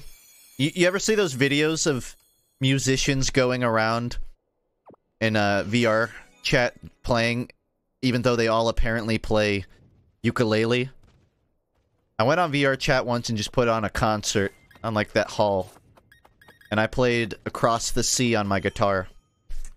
I felt like it would resonate really well with that crowd.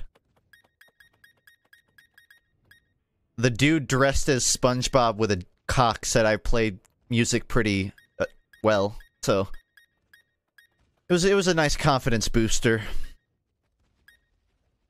I'm gonna go full spicy.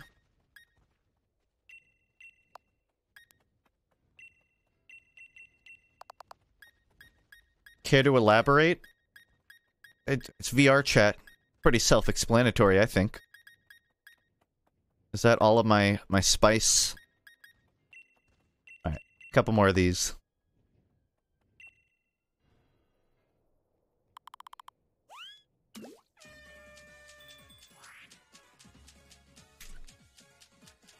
Funk, may I continue asking questions on TF2? How can existing classes be reworked to be balanced around revised maps that would unify gameplay flow? That sounds like you're overthinking it. I don't think they need to rebalance existing classes.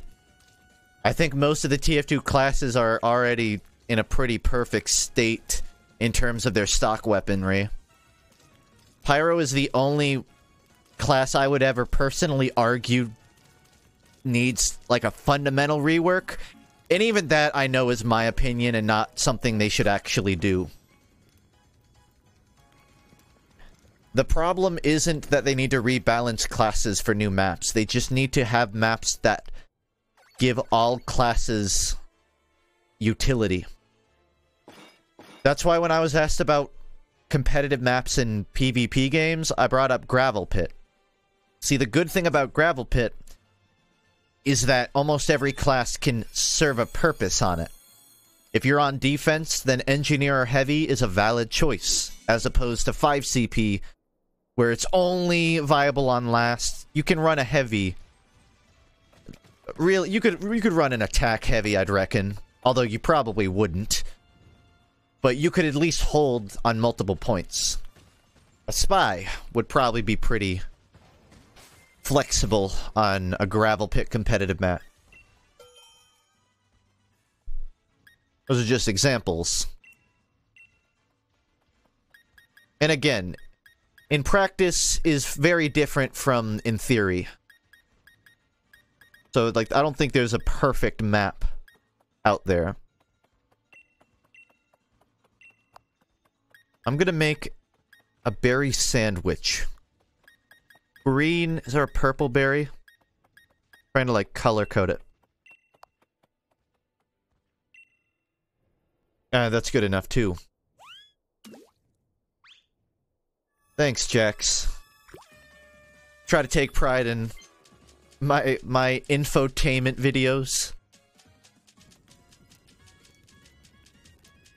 How do I write proof for my equations in calculus? A pencil would be a good start. Or I guess a program for graphing might be better.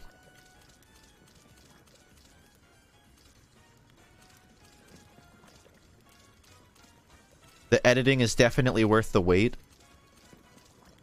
Yeah, I don't stress too much about time if I feel like it's being used in some productive manner. It's not to say it always is, but that's one of the main things I try to focus on. For me, the time spent on each video getting longer isn't about me trying to get more complex with the editing. I know my way around an editing program. Spicy toast curry, that is making me hungry. I'm not worried about getting better at editing. Obviously, I want to improve. You know, I make mistakes too. The main thing that I get caught up with is the information. With what I say, with how thoroughly I say it, with how long the script is. You know, if the jokes land. I think when I started YouTube, I had a very, like, first punch, super cheesy sense of humor. And I still do. But I try to be more, like, nuanced about it. More quick fire. I don't want to make a joke and then milk it. Soothe ball. I think I'm 2 away from another. Fuck it.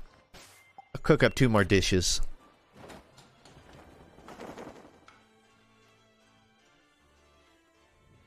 I can't understand 3D animation, but you nail that style. It's really not that hard. SFM honestly makes 3D animation harder than it actually is. And I know that's ironic because Source Filmmaker is touted as a great entry point for animation. The problem with it is that everything in SFM is like SFM itself. It doesn't translate that well to other places. Nothing pisses me off more than trying to deal with fingers and elbows in the Source engine. Animating fingers in SFM, if you watch Lazy Purple streams, I guarantee you've probably heard him bitch about this stuff already. But fingers in SFM lag it like it's a 2007 Dell desktop. Literally fucking 3 frames per second whenever you try to move fingers in Source Filmmaker. And nobody knows why.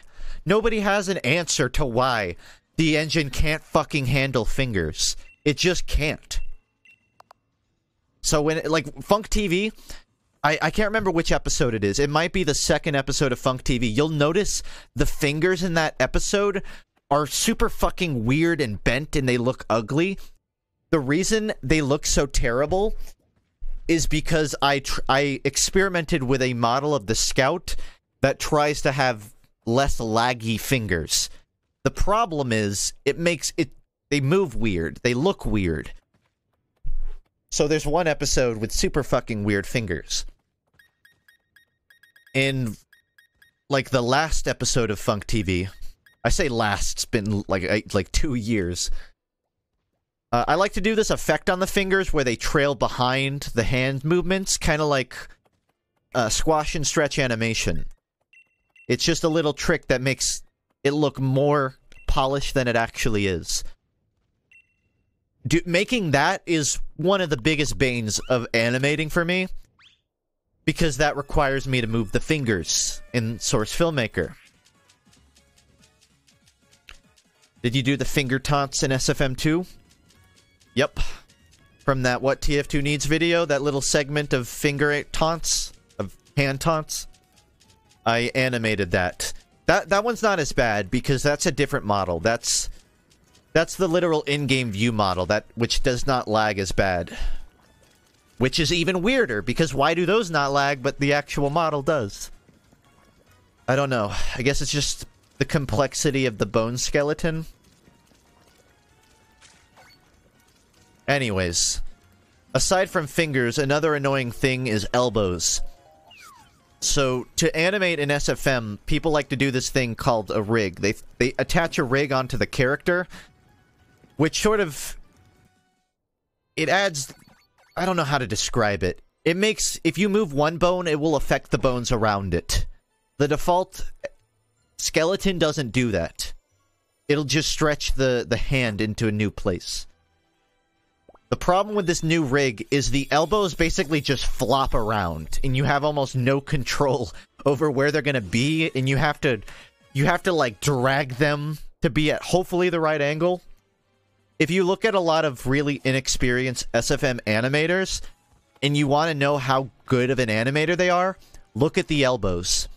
If the elbows look... slow down. If the elbows look like they're having a seizure, then they're probably pretty new to the program.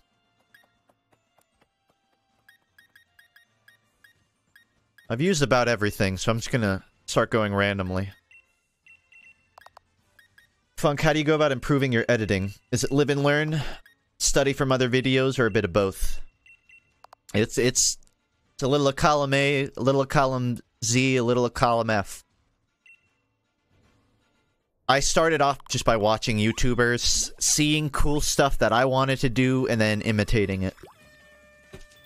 I think my signature editing style right now is stupid transitions that look seamless. So if you pause it frame by frame, you can probably see, like, where I masked. I was pretty proud of the Movement Shooters video. FPS games are hard to make cool transitions for. I had that problem with Pokemon too, because there's not a lot of visual things that I can turn into a transition. But to me, that's like a challenge. I go into every editing session like a video game, you know? Record all the footage, throw it together, then go, okay, how do I make this fluid? So for improving editing, just honestly, learn what you're working with. You need to know the program you edit if you want to do stuff. Because once you know how to do everything, you'll start having ideas, and then just do them. Which I know is broad, and I know it's vague. I'm sorry I can't be more specific. You just have to, like, experiment. Remember, I learned editing by making RuneScape music videos. Doing that taught me how to make transitions really well. And it kind of translated into my other work. Will you adapt to having Arc system work animation methods? Fuck no. The amount of bones in an Arc system character. It's fucking nuts. I can't remember if I talk about it that much in that Funk study. But to make characters... there was this really cool thing in the Arc system does. They basically give character faces like fucking 4,000 bones for every square inch.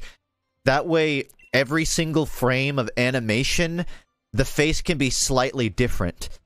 And doing that will create the imitation that it's like a drawing, because every drawing is slightly different. When you have a 3D model, everything tends to look on model, which means you need a shit ton of bones to get around that. Fuck no, I'm not animating like that. That looks tedious as hell. Why do you keep making food? I'm trying to fill my decks to get cool balls. Specifically, I'm trying to get to 20 right now. Toxtricity was just Naruto running. Do claymation? I had a Lego animation phase. This was before I did any 3D animation. I watched a lot of Forest Fire 101 on YouTube back in like 2008, 2009, or whenever he was prominent. It made me want to learn Lego animation. And what was really cool was my next door neighbor had a garage sale where they sold this huge tub of Legos. And every day I would pop them all out, and my mom bought me this camera where I would like squeeze a thing and it would take a photo. Perfect for Lego animation. And I was working on this project. I can't even remember what it was. I was like 2 weeks into animating this Lego project, and then my cat pissed in my tub of Legos. And then I got mad, and then I gave up on the project. So I just never finished that. And I tried cleaning the Legos. I put the tub in water. I rinsed it thoroughly. The cat piss scent would not go away. It literally wouldn't leave. So I could not use those Legos anymore.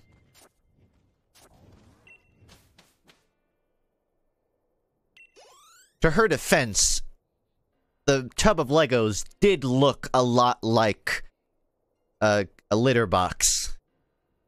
I didn't hold it against her. I think I was a little mad at myself for not putting on the lid. Alright, am I at 20?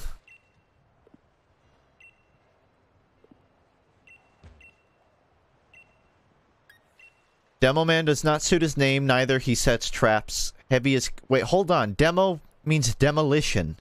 What do you mean it doesn't suit his name? Demo doesn't mean setting traps. Also, sticky bombs are a trap. It's literally called a sticky trap. What do you mean Demo doesn't suit his name? 21. Nice. I'm not really too worried about getting many more. I think I'm good right there. What is there to do now? What is there to do in this game? Aside from online battling. Is there anything to do? I could go catch the box art, but I already have it in my deck, so I don't even need it. Breed and online battle. That's it. Don't get me wrong, I can have fun online battling. I had a lot of fun building my first comp team. It's just... It would be nice to have some actual content. Catch a Muna, Mushana, in a Dream Ball. Not even a point to that, though. There is the Battle Tower. Battle Tower didn't seem that fun, though.